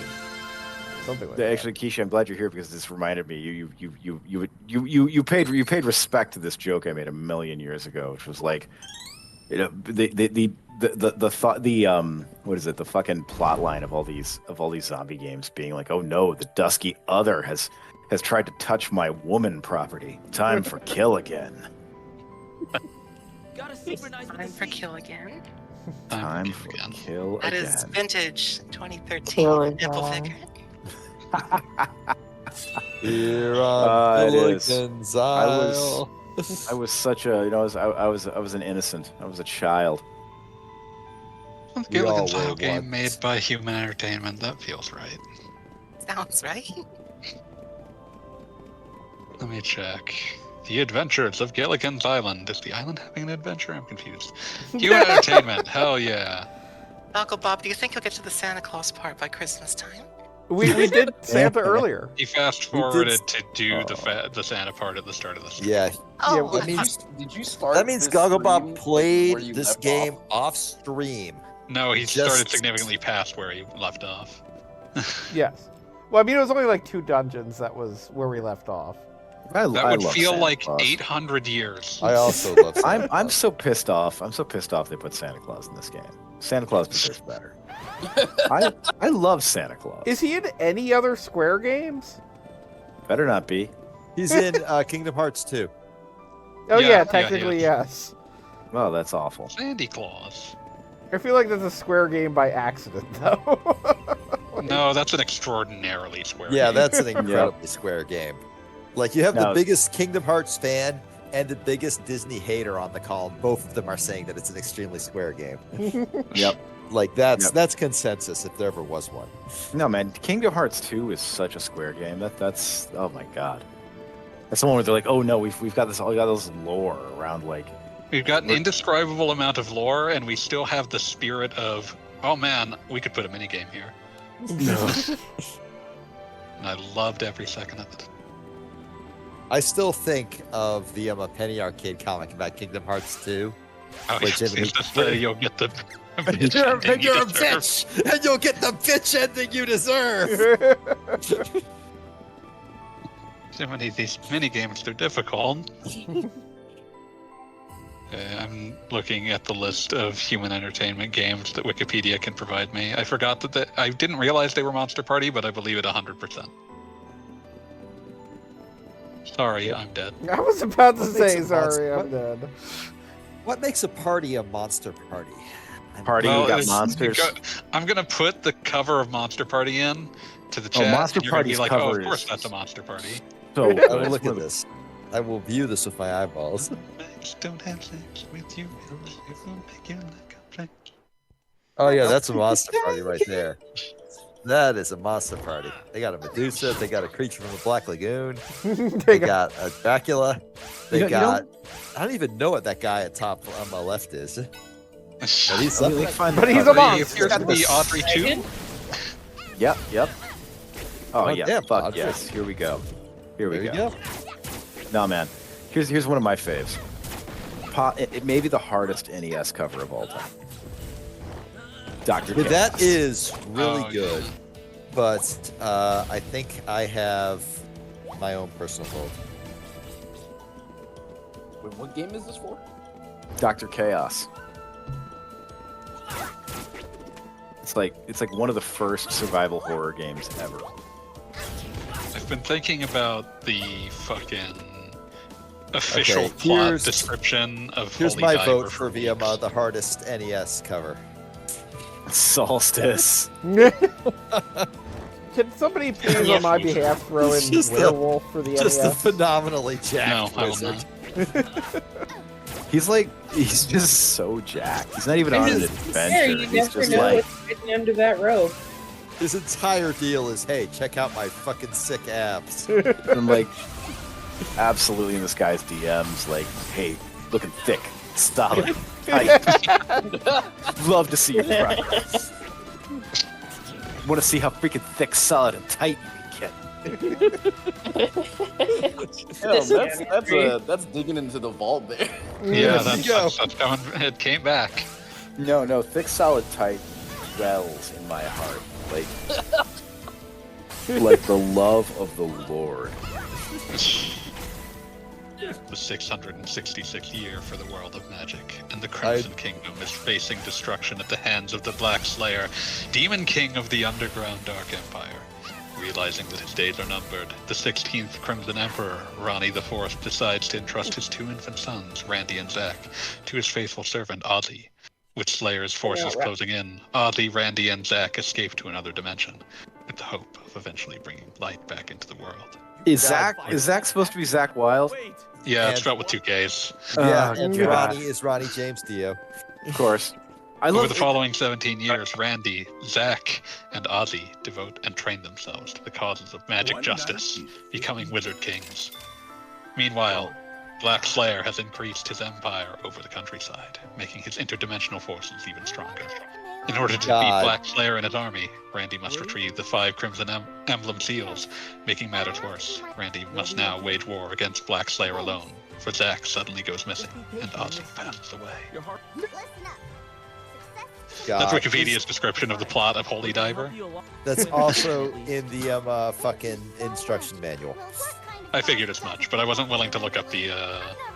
I wasn't willing to look it up to make sure it was done correctly.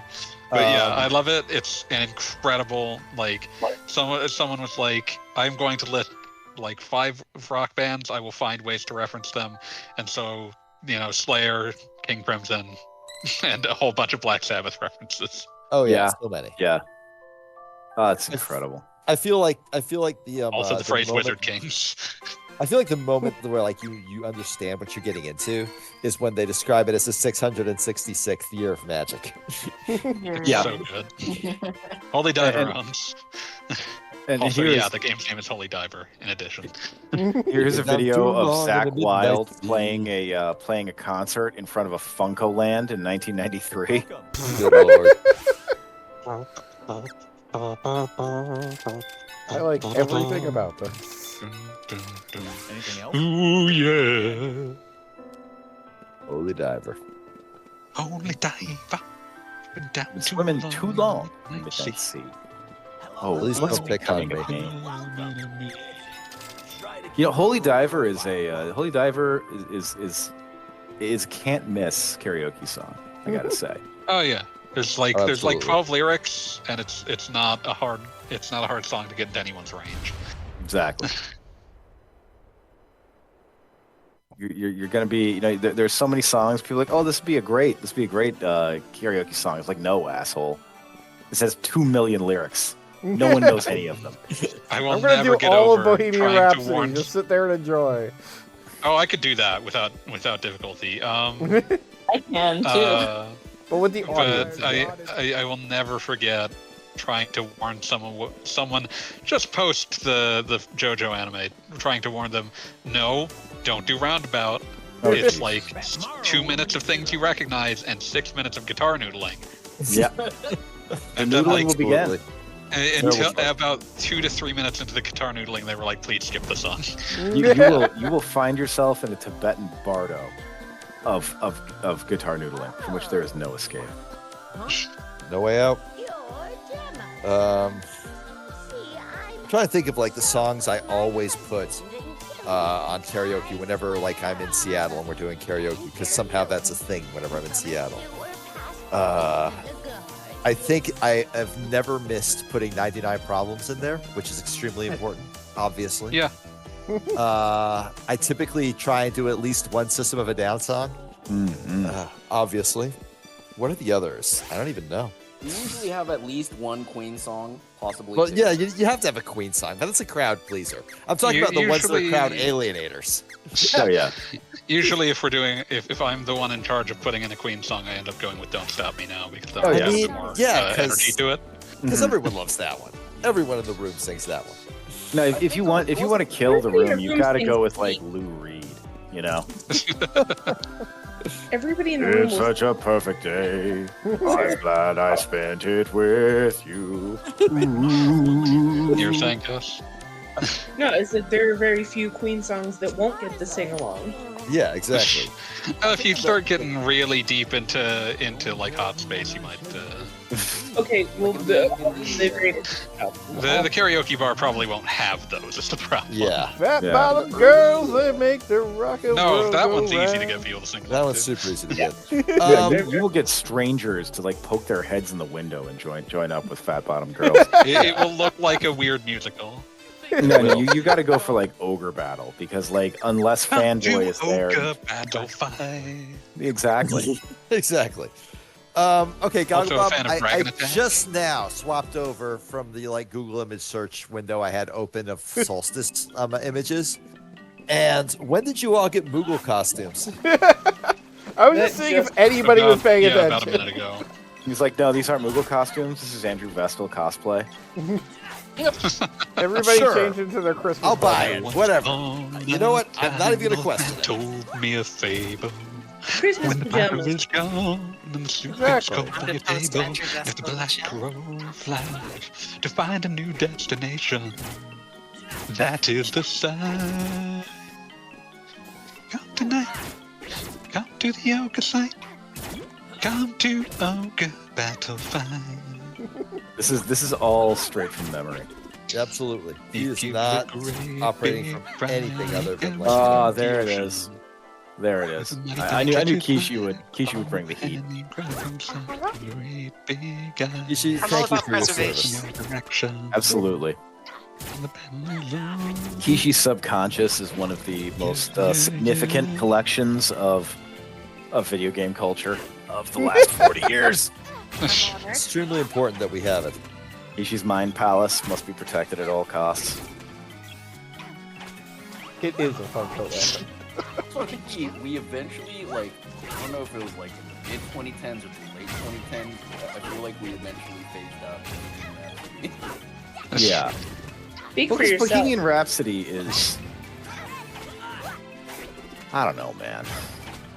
It's great, but it's in 3 movements. It feels long, even if it's, good the entire time. Yeah. Yeah, and aside from the headbanging part, the instrumentals are, you're just kind of standing there with a microphone. Yep. Mm-hmm. Unless you're headbang.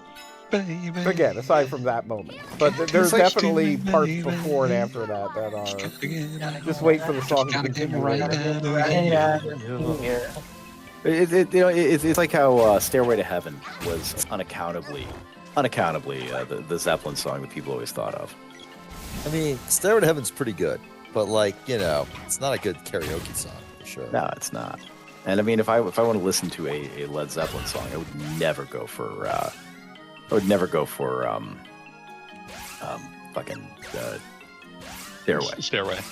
No, never. No, Stairway will always stick in my mind because Nice.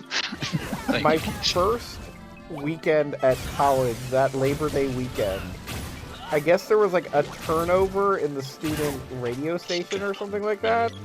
So the student radio station at my college, the entirety of Labor Day weekend just played Stairway to Heaven over and over again.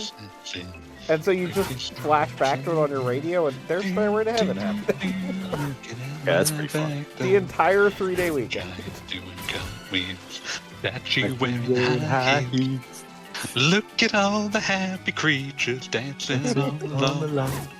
Dinosaur Victrola, listening to Buck Owen. Looking out my back door. Tambourines and elephants are playing in the band. Won't you take a ride on the flying spoon? Wondrous apparition provided by magician. Looking at my back door. And then I'm of course very impressed by you knowing the lyrics because so much of that song is just like people randomly It's a lot of saying great words. surreal imagery. it is. It's Mosquito is my favorite CCR song. It's a great it's especially a great kid song because it has the vivid surrealist imagery that kids love, but it's also just a really joyous song. Mm-hmm. It's just I'm especially from a band that's I'm sick of touring, I'm glad to be back home, just enjoying doing whatever. Yep, doing nothing. Looking out my back door. Yeah. Looking at my back door. So it's audibly similar to the Country Roads song, which recently apparently got some sort of cover. Every song has a million covers. Right, that one has a weird. That one has now. a weird ending in Japan. Yeah. Weird following in Japan. It's Machine Gun Kelly and Jelly Roll. Anyone who's trying to sort of do a folksy country rock sort of thing tends to end up there at some point. Yeah. No, and especially now that R&B and country have reached have reached homeostasis. It's kind of we no longer have the genre person of I'll listen to anything except rap and country. Yeah, exactly. That no longer exists. They are extinct now. They're no longer fit in polite society. We lost them, and I'm not sure losing them was good. Normally I would say, oh yeah, let's all make fun of that guy because that guy sucks, but I'm not sure I believe that anymore. You don't believe in guys sucking? This, No, I don't believe that. I don't believe that we improved this as society when we lost that kind of guy. See, go ahead. I am since the contract says we bring up drill at least once a week.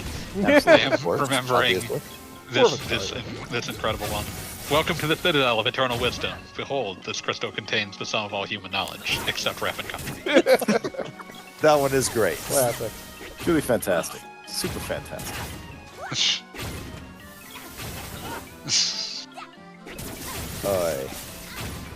I have posted in the chat the entirety of the song "This Year for President's Day I'm Giving Up on Rock and Roll," which was this is hilarious to me and no one else in the world. Only I find this hilarious.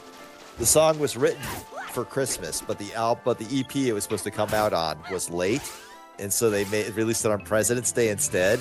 So Jeff Rosenstock, in his infinite wisdom, just changed the word Christmas to President's Day, and that is the only change in the song. And it literally I'm just impressed says the meter could still work. I mean, he says it really fast. I'm sure. He didn't try too hard. But the one reference is the President's Day tree. That's a thing. Yes, you do. You don't know how I celebrate. Yeah, I was gonna say you don't have a President's Day tree. You don't have a President's Day tree. I mean, any season can have a tree if you just don't put your Christmas tree away fast enough. I mean, look at people with the 12-foot skeleton. Those guys rule. The skeletons Fuck you, are you the don't have people a with the 12-foot skeleton. I think Especially Pete if would you respond to can that with yes, decorate both. it other seasons.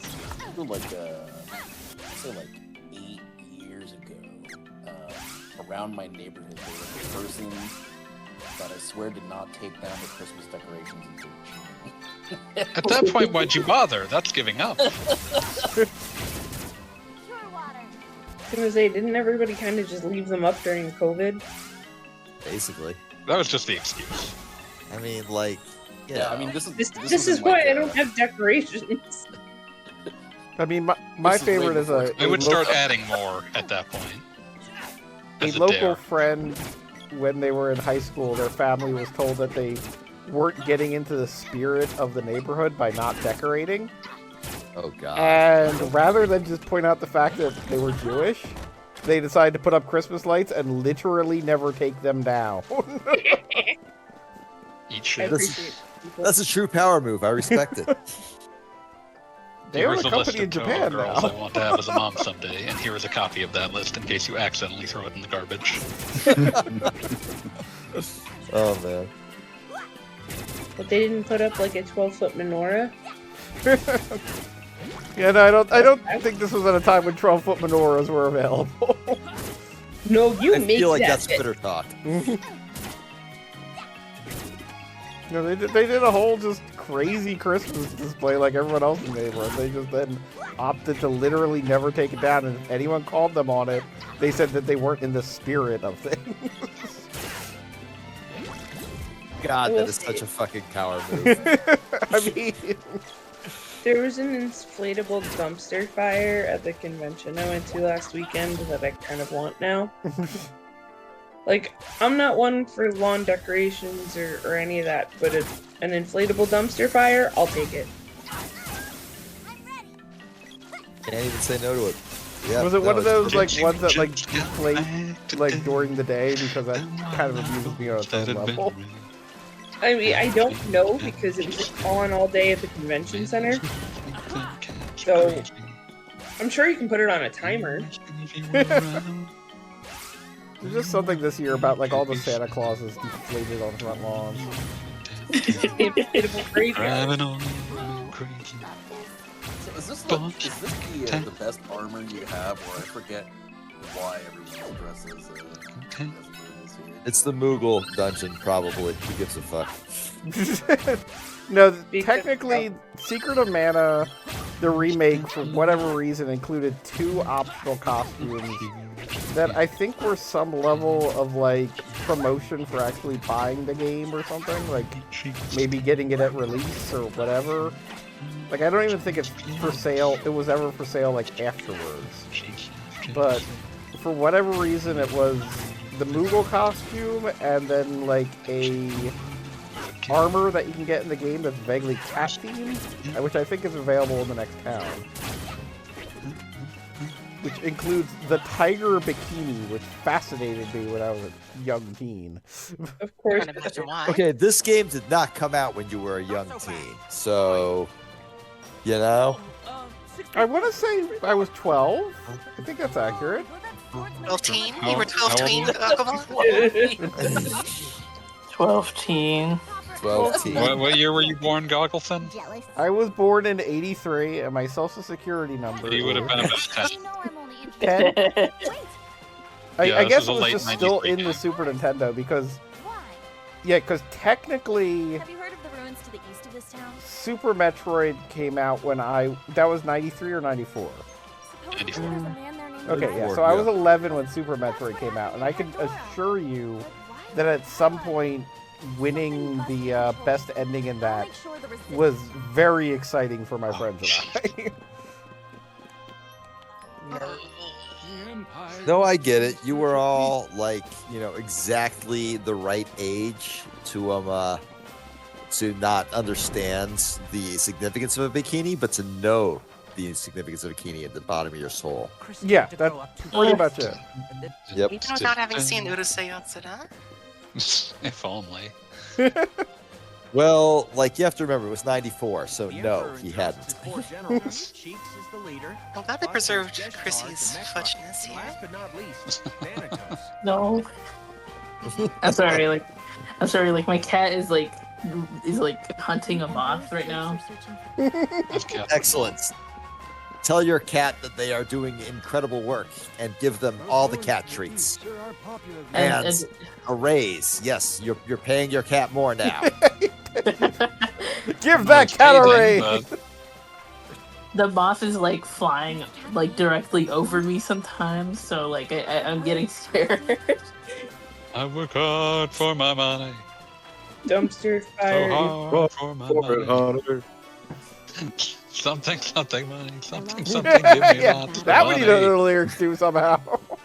No, I'm referencing the Simpsons joke where it's just like Homer making a fucking like, I guess, dummy of himself. That's just his head with it's just a broom and an upturned bucket and his clothes and a cassette player that's just repeatedly playing I work hard, him singing I work hard for my money.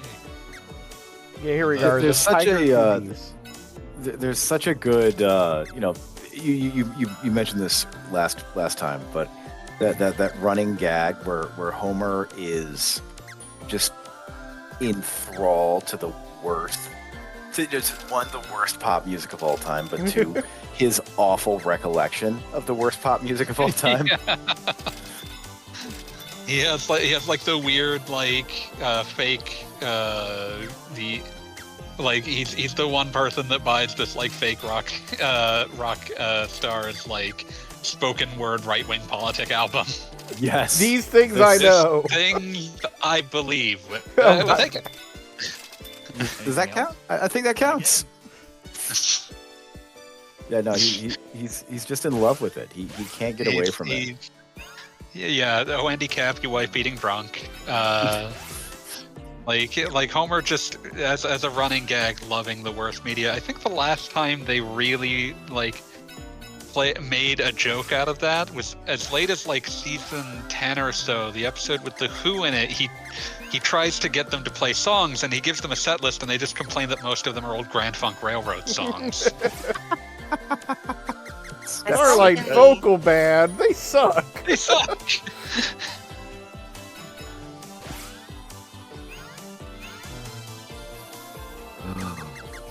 Uncle Bob? Yeah. Did you find the room in the screenshot that I put in Venmo? I think it's in this town. I cannot wait. Let me see if I can look in general. One moment. Do it, you coward. I work hard for my money. I'm just looking at Monster Party boxes. Sounds like you're in love with a woman named Mindy or a man named Andy. Or both. Just wondering if they reproduced the layouts so faithfully that inaccessible door is still there. I want to say yes, but we can go back. Yeah, let me go check. It's very important that you go check and then stop playing this game forever because we all hate it. We all wish it was dead. Yeah. I remember my life. Oh man, AV. There was a possibility that Gogglebot would not be able to stream tonight for reasons I will not go into. If that were the case, I would have stepped up and streamed Yick. Streamed what? Y2K, a postmodern RPG. Oh wow, that one, yeah. Memory. I mean, you can still. We can do Yick next week if you'd like. Okay, here we go. Yeah, it's still the same. You came and you gave without taking, but I sent you Just away. waiting to catch up. remember when his love of the Georgie girl, the Georgie girl single? Flippy boy, flying through the sky. So empty. Wait, so you can't ever reach that door? You can't reach that. Right. I mean, I'm impressed that they went to the efforts to do that because so much of this port is so incredibly low effort. You say the effort, but no, it's high effort. It's high effort in entirely misplaced spaces. Fair enough. Like, it took a lot of work to directly recreate this game and work that could have gone to improving it in some fashion or that even they actively spurned. Attempting to expand, like, I would have loved a quote-unquote Secret of Mana advanced version where even if it wasn't what was originally intended, they attempted to expand some of the areas that were so obviously going to be something more in the original. And no.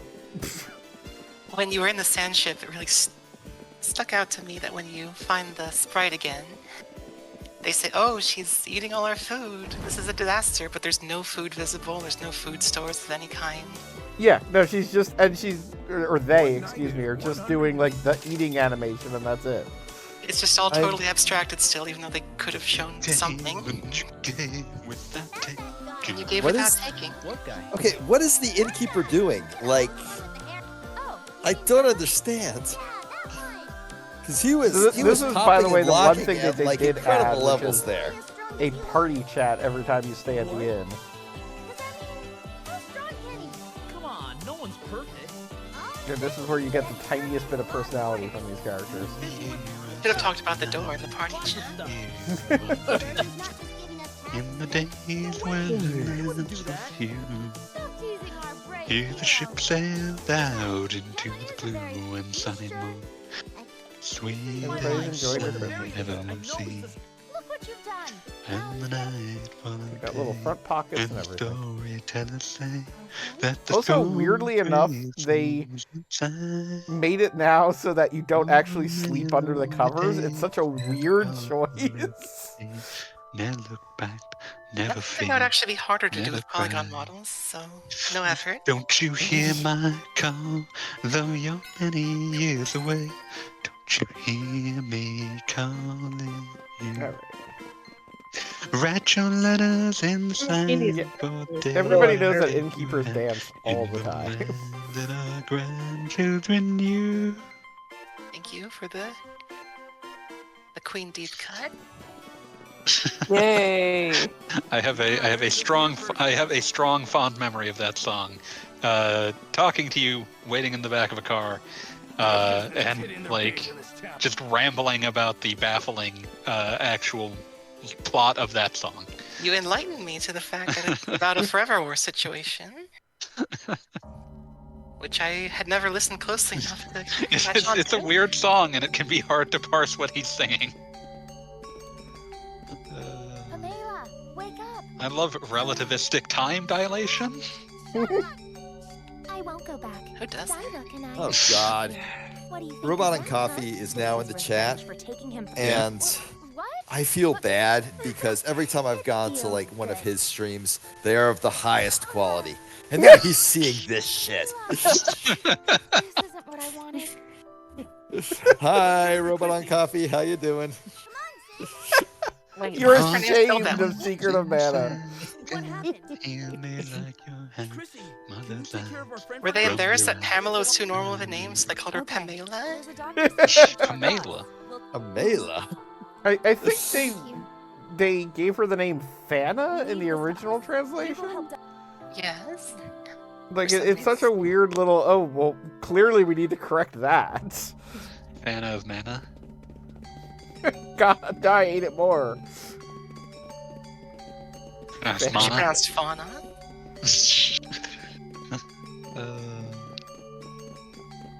So like this whole area is just a retread of something that we didn't do on the previous stream. And like again, it's the kind of thing where maybe they could have improved that in some fashion, like not just had like Dungeon 2.0 here.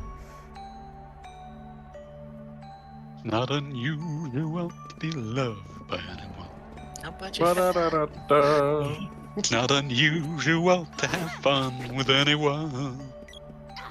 But when I don't- see you hanging around with anyone, it's not unusual to see me cry. I wanna die. Sorry, if I had my druthers, if I had to be anything else, I would be some sort of lounge singer in a very cheap dive. It's not unusual. You would be Murph of Murph and the Magic Tones. Ouch. When busting out, Magic Tones, actually. busting out Quando. You should ever want to be loved by anyone. It's not unusual. It happens every day. Okay, there's No like matter an what they enemy say. on the screen right now that is an eyeball on a stick. Happens And all the way time. it attacks is There's by a stick? threateningly opening its eyelid wider. What you wanna do? I don't like that. Can't this I really crazy hate love that. be mine? Now you're natural. Yay, it blew up. You should be mad with anyone. Okay, this is funny. I get a hiring update email. This one is just called "Hot Companies Hiring in Your Email, Hiring in Your Area." Is this here to fuck? Not Hot unusual. companies. Just My CEO is dead. With you. I don't want to marry. I just want to fuck. Oh no. My CEO is dead. My CEO is I only dead. want sex. Luigi. I can't I don't want a do- relationship. I just want sex. I can't do an identifiable a cappella version of Feels So Good. Fuck.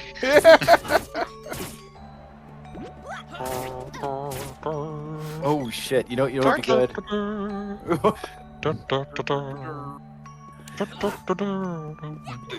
What about Built This City by Jefferson Starship? I think you pull it off. I can do an identifiable version of that. Yes. Will I? That's a better question. Ah, come on. It's so bad. It's like, remember when you were Jefferson Airplane and you were like. And then you were Starship, and then you were Jefferson Starship, and then you were just Starship for some reason. Yep. We built this city. Do do do. We built this city on rock and built this city. We built this city. Yeah, I'm not drunk enough. Sounds like a personal problem. I don't know if that's referring to singing along or to watching Secret of to that time. How drunk will you be for Yick? Knee deep in the hoopla. He won't be able to read at that point. Sinking in your fight. Too many runaways. Eating up the night. Marconi plays the mambo. Listen to the radio. Don't you remember? We built this city. We built this city on rock and roll. Okay, the rest of it gets real repetitive. I'm done. Oh yeah.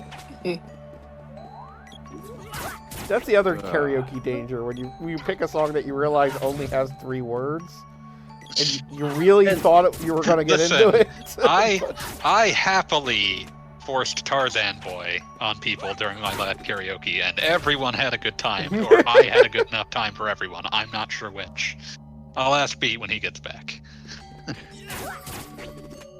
Callie Scrub, do you remember enough of that night to know whether everyone had a good time? That's always a fun question. He's abandoned us. What's that? Callie could be burritoing. Noted Tarzan boy, Callie Scrub, says yes.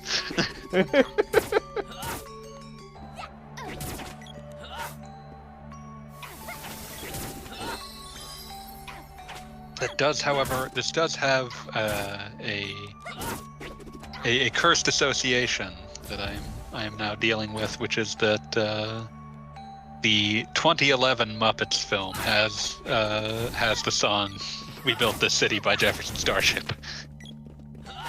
I don't know why it's in there, but it does happen. I don't know why 2011 Muppets just made me feel old. That I think of that as the new Muppets movie. That's because there aren't newer Muppets movies than that and the 2014 one. Yeah. Oh wait, which one am I thinking of? The 2011 one is the one that's about the Muppets and it's called the Muppets. The 2014 one is the one that's about a jewel heist. Okay, then I'm thinking about the 2011 one. Everything is great. Everything is great. But yeah, no, it's just the fact that that's that old. And I remember where I was when I was watching it, so it has to be that old. But just, I was reminded of that, and then I felt sad. I'll always have fond memories of it because I saw it with my mom and she was very happy. No. Can't seem to wipe this smile. I frequently reference maniacal laugh, and nobody understands me. So I love that joke is based on an idea that's mostly cut from the film, that he has some sort of brain disorder that keeps him from laughing.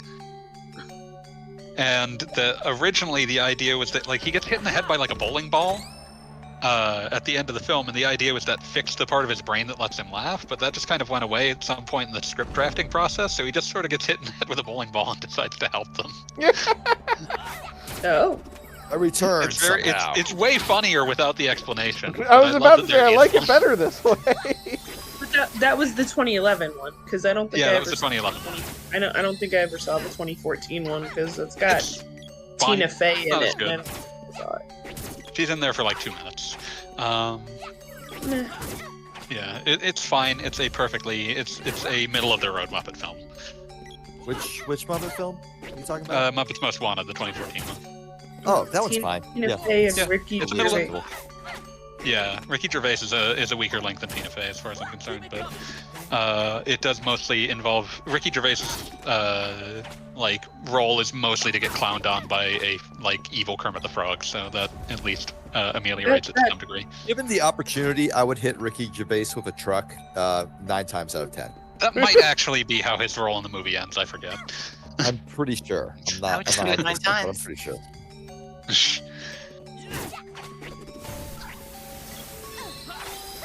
I've got the Muppet theme stuck in my head, despite all of the singing that has happened tonight.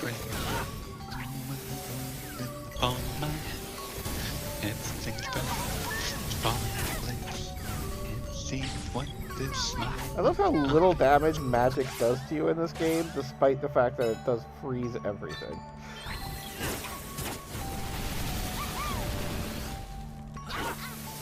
Like, it's more of an annoyance. I feel like that's a great RPG tradition, that like there's a ridiculously long animation for the most elaborate magic attack you've ever seen, and it does 3 damage. And it's called Exploder. Huh? Oh, There was a post someone made about that. It was I like am I am nearing the end of my Dragon Quest III playthrough. How many bunny girls do you have left? Just the one. I decided I wasn't going to upgrade her. Be committed to the bit. And I'm torn because part of me wants to, like, you know, because there's a couple like decent level up spots at this point that I've found now. So like part of me wants to like just convert her to Sage, teach her every single spell, and then go straight back to Bunny Girl. Just for I was a Sage, but I'm over it now. Yeah. Yeah, I like achieved I enlightenment. was... It wasn't that great. Rather have nylons. Yeah. Like my whole like headcanon for her, my whole headcanon for her is that she's a casino cocktail waitress. That just like one day she just clocked into work, you know, because it's a job, you know, she's here to like, you know, make money. And her boss said, hey, instead of like handling tables 16 and 17, you're going to go save the world from the demon lord. And she was like, yeah, all right, whatever. Fucking, it's a living. And then like, you know, the other two bunny girls in the party like became sages and like learned the arcane arts and like gained a greater understanding. The arcane arts. Became like these experts in like the mystical like energies that power the very universe, and like have left this experience completely changed. And she just clocks back into work next weekend and is like, oh yeah, I went out of town for the week. It was fine, I guess, whatever. Any good tips? completely like unchanged. I got overtime, so that was nice.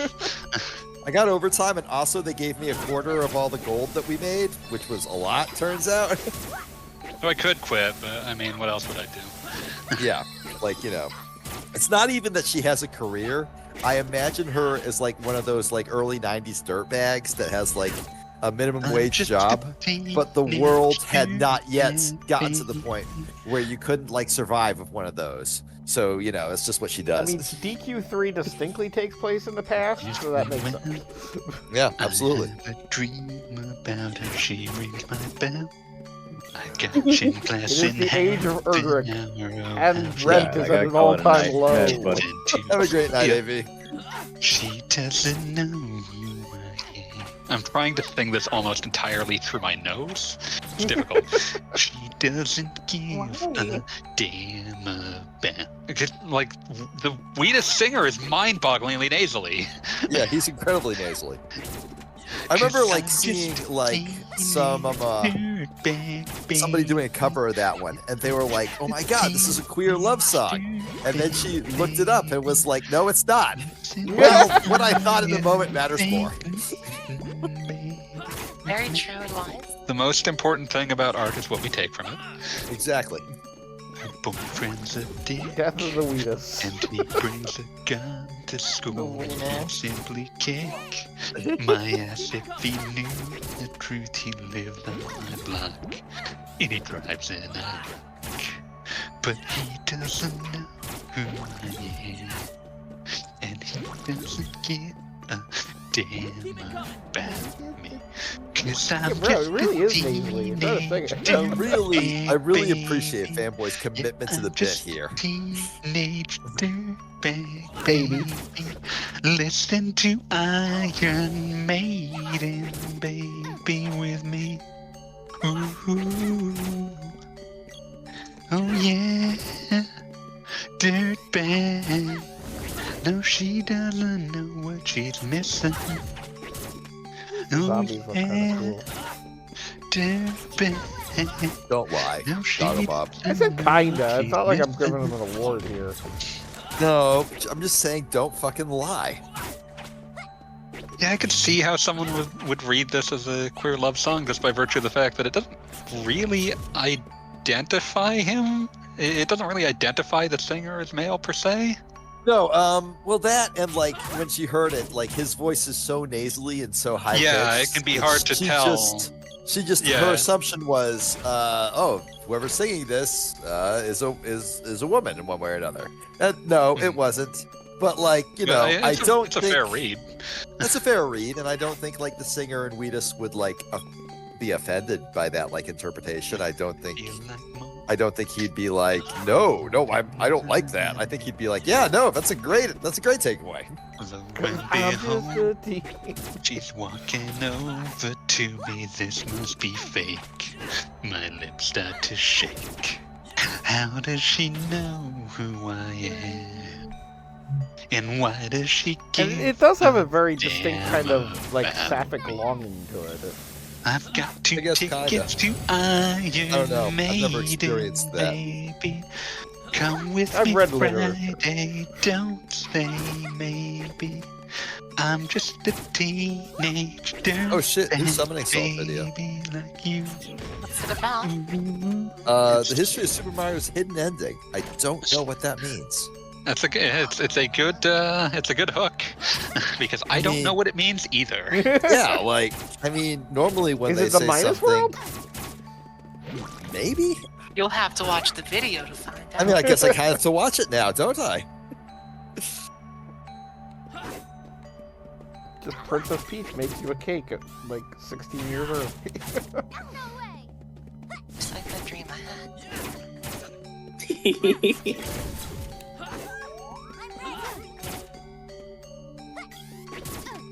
I'm so sad that CalScrub isn't doing like counter programming because I have Venom stuck in my head and literally nothing to do with it. Venom. Hit him. Venom. Why do I suddenly hear Eminem?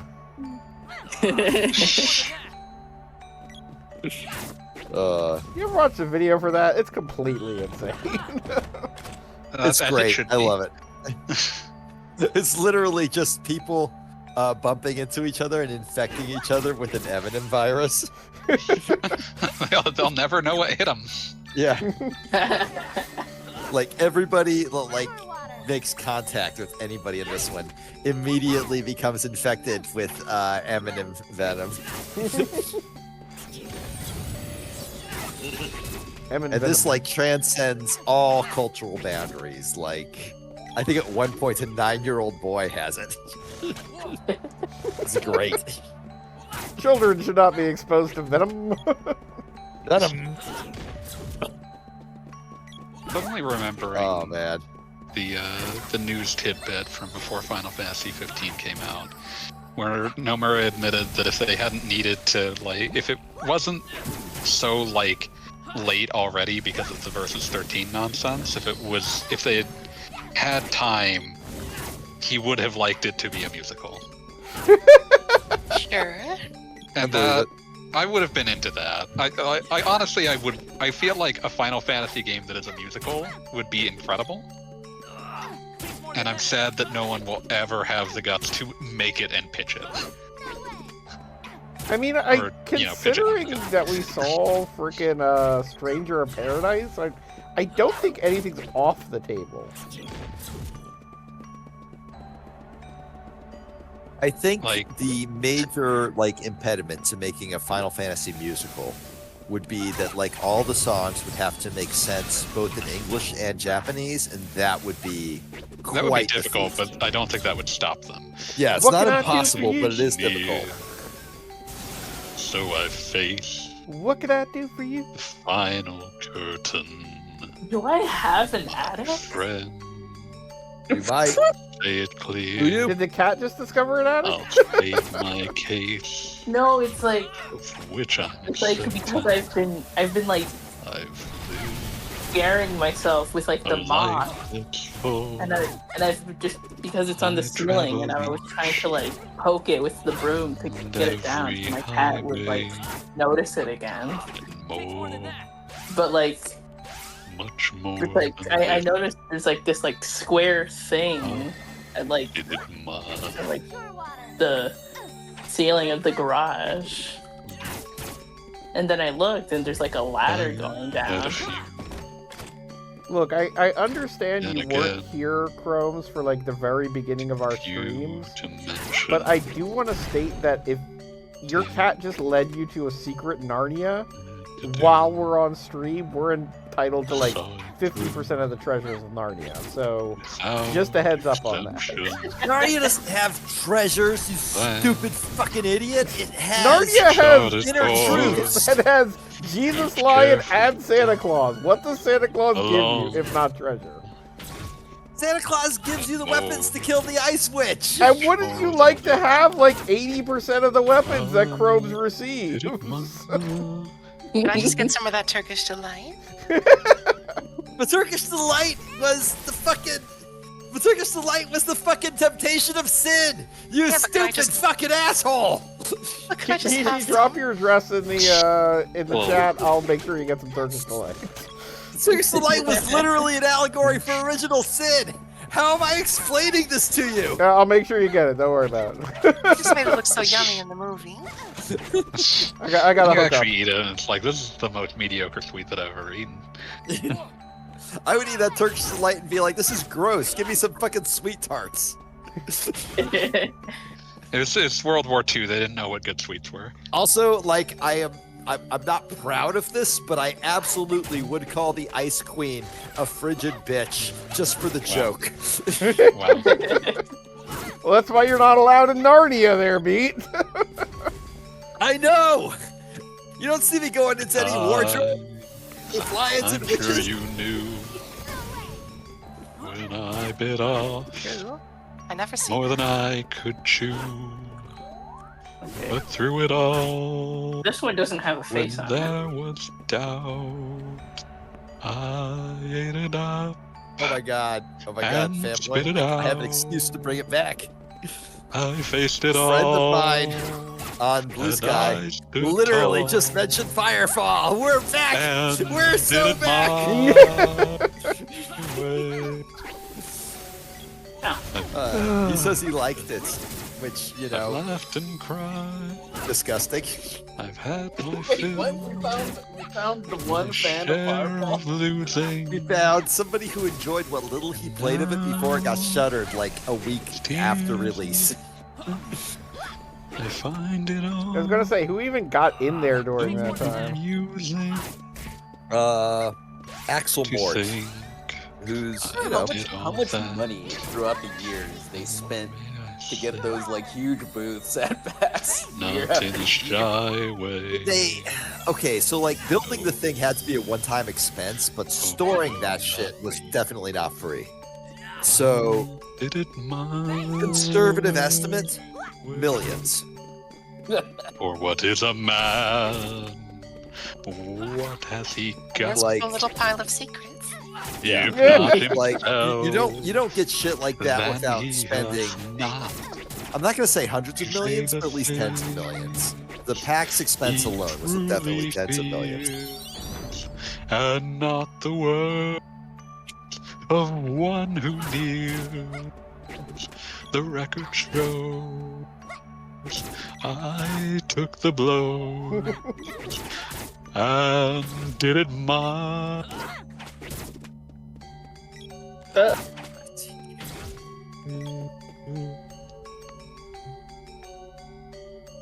You remember when Fanboy Master took all those blows? I do not. The record show. Wait, I do. I do remember some of them because I'm fairly certain I administered a few of them. You've never had the heart to lay hands upon me. You've punched me like in public multiple times, dude. Yeah, and you never had the heart to hit me back. Yeah, because like every time I'm like, oh, I'm gonna hit this motherfucker, and then I look at you and I'm like, man, I can't hit this motherfucker. That would be mean. We did team up to punch wheels that one time 10 years ago, though. Oh, punching wheels was effortless. I felt nothing but justice in my fist. I think wheels might still have that photo. Thank God. It was I'm pretty sure body moved on its own accord. It really did. He did, after all, give me like the truly dreadful DS Prince of Persia game, though. At the same time, so he earned it. Nice game. A game that would soft lock if you walked to the left or right at the beginning of the first boss fight before it was finished with its dumb cutscene. Really? Yes. That's amazing. That's Rare really is the game that soft locks on walking. Like you walked while we were like having the boss start. Oh no! Oh no! Oh no! We didn't account for this. We did not account. There's no way we can deal with this. There are a baffling number of DS Prince of Persia games, one of which is like a card game strategy game. That's beautiful. I had no idea that ever existed. Yeah, Battles of Prince of Persia. We are all enthralled by this. An interquel between Prince of Persia, Sands of Time, Warrior Within. Hell yeah. The canonical point where the prince first meets the Dahaka. Heavens no, hell yeah. And it wasn't a card game? It was a card-based strategy game. Okay. That's fake. I assumed it was just like a triple triad situation where you're just walking around a room challenging people. No, not so much. Truly awful. It's just a baffling product. It's one of those things that only happened because it's like you could probably spend like 3 months making a DS game and then put it on the shelf and see what happens. Why the fuck not? I mean, that was opposite. Like it was experiencing like a major revival on the consoles, but like nobody had anything what to do as far as Ironically, you could have made something that played like Prince of Persia: The Shadow and the Flame on the PSP and DS, and probably would have done fine, but they never did that. Yep. The single Prince of Persia 3D Arabian Nights for your Dreamcast. The single like Prince of Persia thing that is stuck in my brain until the end of time goes back to the horrible box art Thunderdome thread on Top of Time, where I sifted through every single Prince of Persia box for that shit, and oh my god, they were all so fucking racist. I just want you to admire the AI of my two companion characters that are... I do like them both just like fruitlessly running and getting nowhere. Just truly incredible. Supposed to be doing. I mean, they're theoretically attacking the boss, but they're doing it in a not very effective way. Yeah, they're not great at this.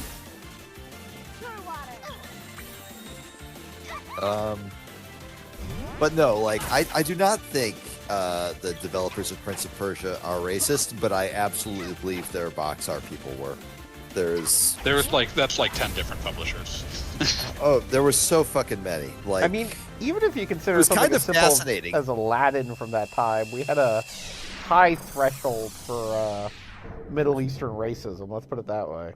No, I mean, like, if you look at Aladdin, like, if you, like, objectively look at it, you're like, oh, okay, Jafar is just, like, the most, like, racial stereotype anybody has ever drawn. Like, honestly, kind of horrifying. Yeah. Prince Ali, fabulous he, Ali Ababwa. And then I don't know why, but, regular. Like, it always strikes me as weird on rewatch that, like, Jafar gets magical powers, and we all just kind of gloss over that the first thing he does is turn Jasmine into, like, a harem girl. No, I don't think many people glossed over that.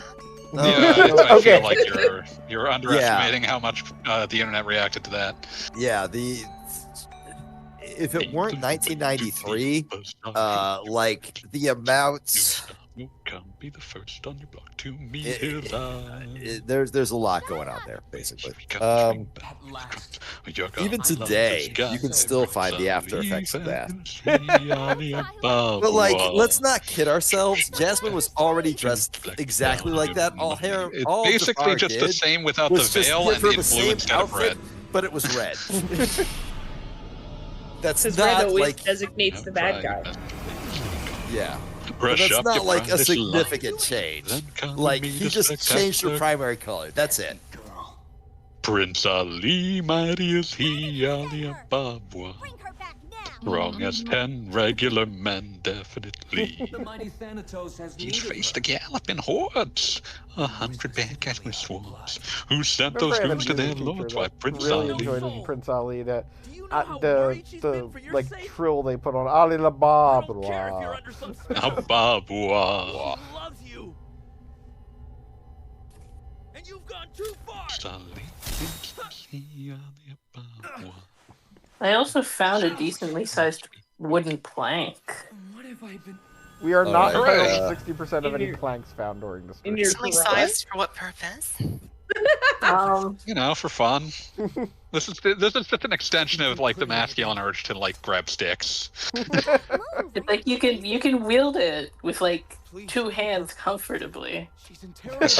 Two-handed plank. All right. Now I need to know: is there such thing as a feminine urge to grab sticks? Possibly, unclear. I don't know. I don't know. Like, I'm just saying that like it's one of those behaviors I associate with young boys and young boys at heart that just like, oh, I found a stick. Check this shit out.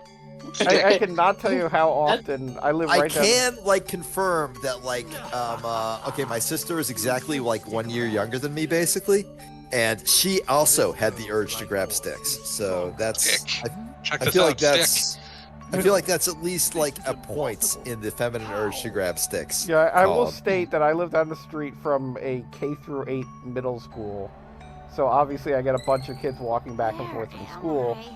And I will say that boys and girls alike, if there's ever been a stick left on my yard, it becomes a deadly weapon. That's good. Yeah. I feel like grabbing a cool stick is like the most gender neutral thing. Like, if you see a cool stick, that should just be yours, and does not matter what gender you subscribe to. That's why I was like, this one doesn't have a face on it. The empty wrapping paper roll is a lightsaber. Yes. It doesn't matter how old you are. Or a sword. Does not matter. No. I have literally ran around the house bonking my wife on the head with a empty wrapping paper roll, and she just like gave me the look, which made me do it again because I love making her give me the look. If it's not a weapon, it's a doo-doo-doo. My dad would realize there was a spider weapon that's making mistakes for me. Sorry, go ahead, Chromes. It's like, because my dad would have a plank that had like a Planky from Ed, Ed and Eddie's face drawn on it. That's awesome. Wait, oh my gosh, did you find your father's plank? Is this the start of a great adventure? No, Can be. No, I can't specifically always does. That would be a dark adventure that needed to have that plank thrown in Mount Doom. It wasn't like it wasn't that specific plank. That's why I said, oh, this one doesn't have a face on it, because the one he had, like, he drew a face on it. Maybe the face like materializes when you complete quests with it. All right, so Gaga Bob, I'll ask, but only because somebody has to ask. Why are you fighting Black Doom from Shadow the Hedgehog? It's a vampire, apparently. That's not a vampire. Vampires look like dudes. Or chicks. I mean, it's like one of those vampires that's like going half back. That looks like a space monster. That like got Shadow the Hedgehog to sign a Faustian bargain. I'm enjoying how much this boss stays flying around in the air where we can't hit them. If you make the... This thing is definitely gonna give me splinters. Andy, did you hear? Well, it's a level 1 plank. What do you want with it? Tell me, are you locked in the punch? It's Andy, are you goofing on oversea, baby? Are we losing touch? If you believe. Okay, so they seriously, put a man on the moon. about this song, did someone recently cover it? Not that I'm aware of. If you believe, there's nothing I can see. But are we talking about the REM song that's happening? Oh. Okay, no. When I was in the shower earlier, it came up on my Pandora, and obviously I couldn't check it because I was in the shower. But it was the Eddie Vedder was singing on it. Huh. Which was very horrible lies. I was very Dude, what song was I do on purpose earlier today? I'm gonna have to search my history for this. It's important. Andy, did you hear about this one? Okay, System of a Down, Pizza Pie, obviously. Goofing on Elvis, hey, baby. Which is that line goofing on Elm Street? Goofing on Elvis. That's why he does goofing the on, hey, baby. Okay, that's it. God, get it right. Well, that's why I was asking. Oh, that's embarrassing. The song that I was listening to as I drove to the gym after work was What I'm Made Of. The Sonic Heroes song.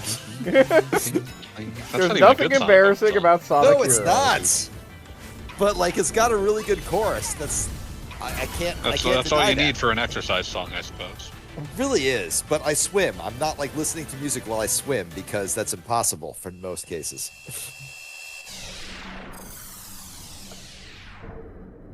All right, we beat the vampire. Yay! Way to go. All right, well, I think we're going to get back to the town and call it a night because, you know, we're all enjoying this game so much. There's a I game? was having a good time with karaoke anyway. Yeah, I mean, you know, we just let Fanboy do his thing. Goggle Bob, question. Yeah. Important question.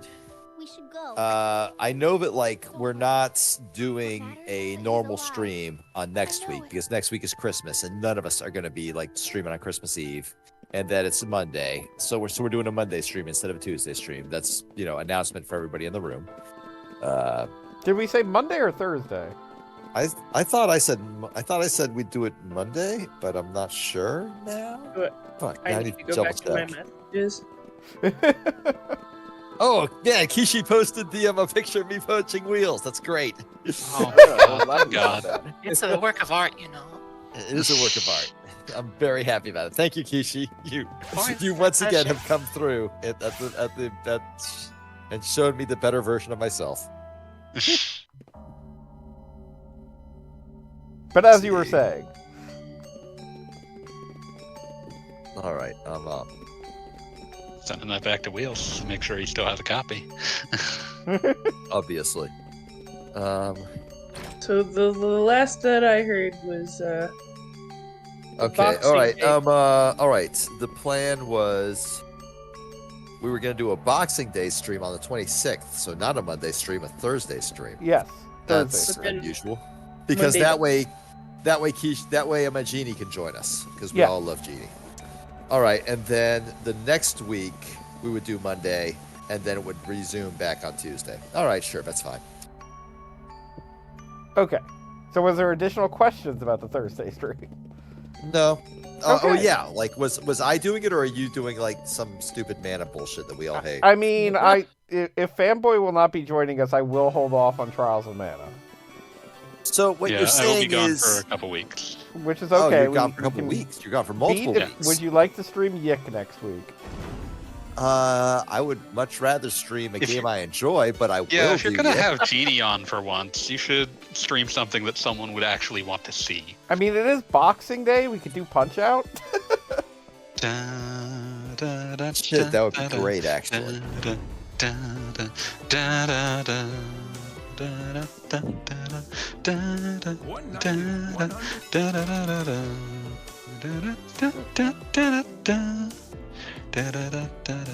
But we can figure it out in the meanwhile. But yes, next week it will be Thursday. All right, cool.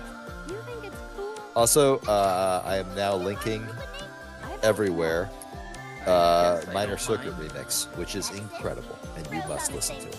It's very good.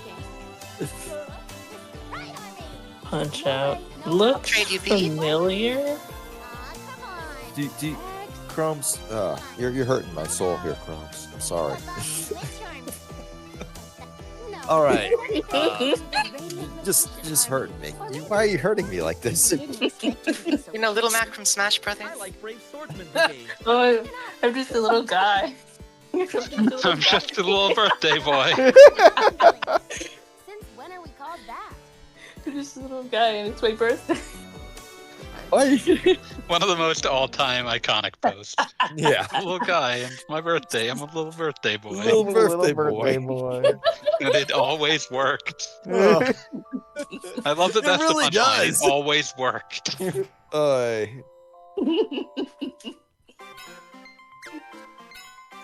God. All right. Chrome's Punch Out is good. That's all you get. That's all you fucking get. Punch Out is good. It is extraordinarily racially stereotyped. There. Extraordinarily. I would say it's more. Nationally stereotyped than racially. Not that there's much of a difference there. But as far as the game is concerned, there is essentially no difference between these two things. I will say that, like, it's a Japanese game. They absolutely did not spare Piston Honda. Whose dialogue consists of every loan word into English that someone might have understood. Sushi, Fujiyama, Geisha. I do like that, like, Piston Honda, like, comes across as, like, a boxer. Like, the first two guys you fight are jokes, and then Piston Honda, they're amateur boxers. Piston Honda is a professional boxer. Yeah. Wait, like, okay, like, this is just sexist, what I'm seeing on screen right now. These are the tiger costumes. Yeah, you got two one of them is long. onesies and the tiger bikini. Yeah, one of them is like, come on, man. Like, and interestingly enough, the tiger bikini I'm noticing even changes the girl's hairstyle. Don't get me wrong. So I know who I am. I know what I'm about. I'm absolutely susceptible to tiger bikini, but come the fuck on. Maybe she's too tall for the onesie. Maybe there's not sufficient airflow in the onesie for comfort. Did you just ask if I was embarrassed? Yes, like every day. I was asking Double Bob.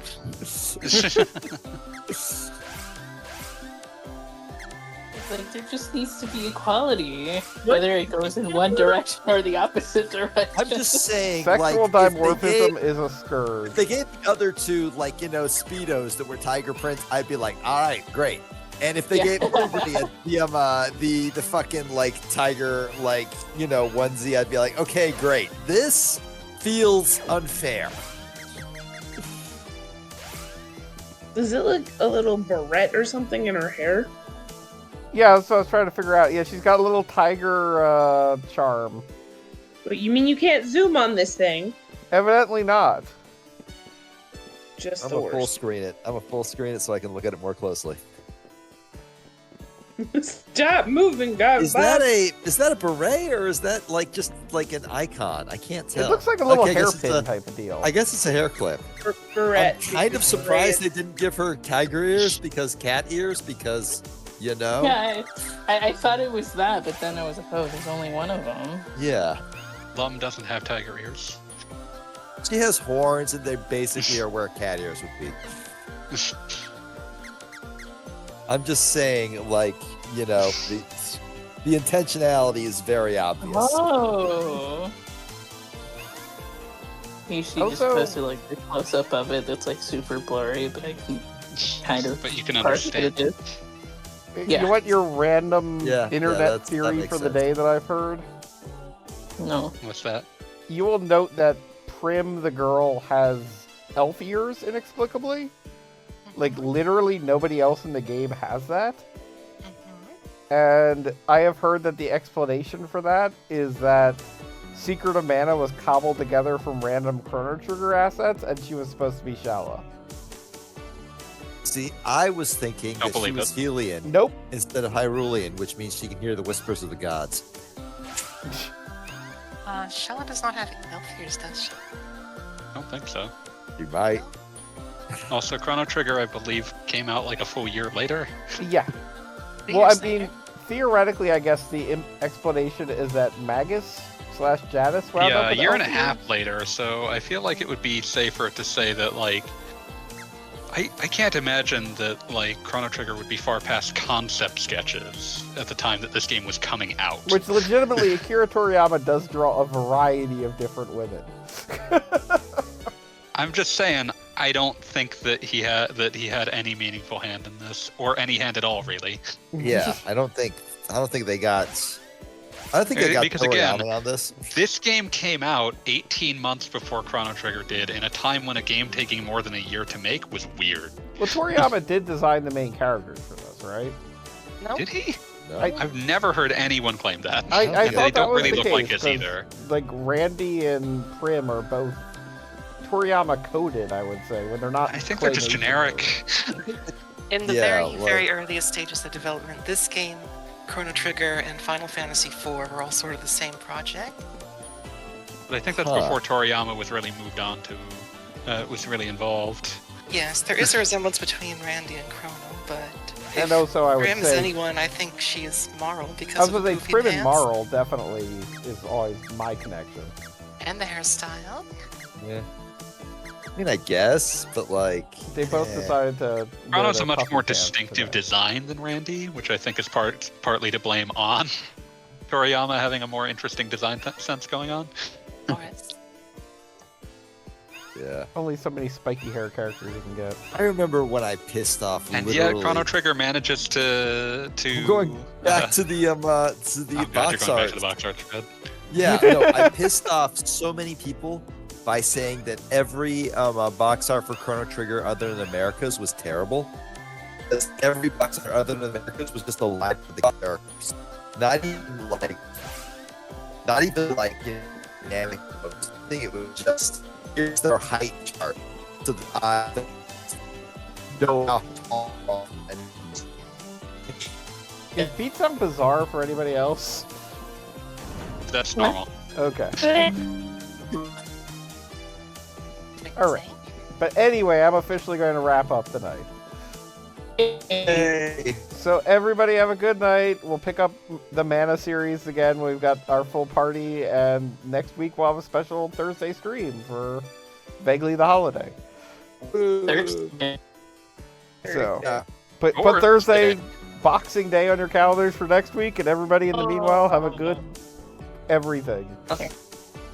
Box got ears. Plan ahead. Good night, everybody. Until now.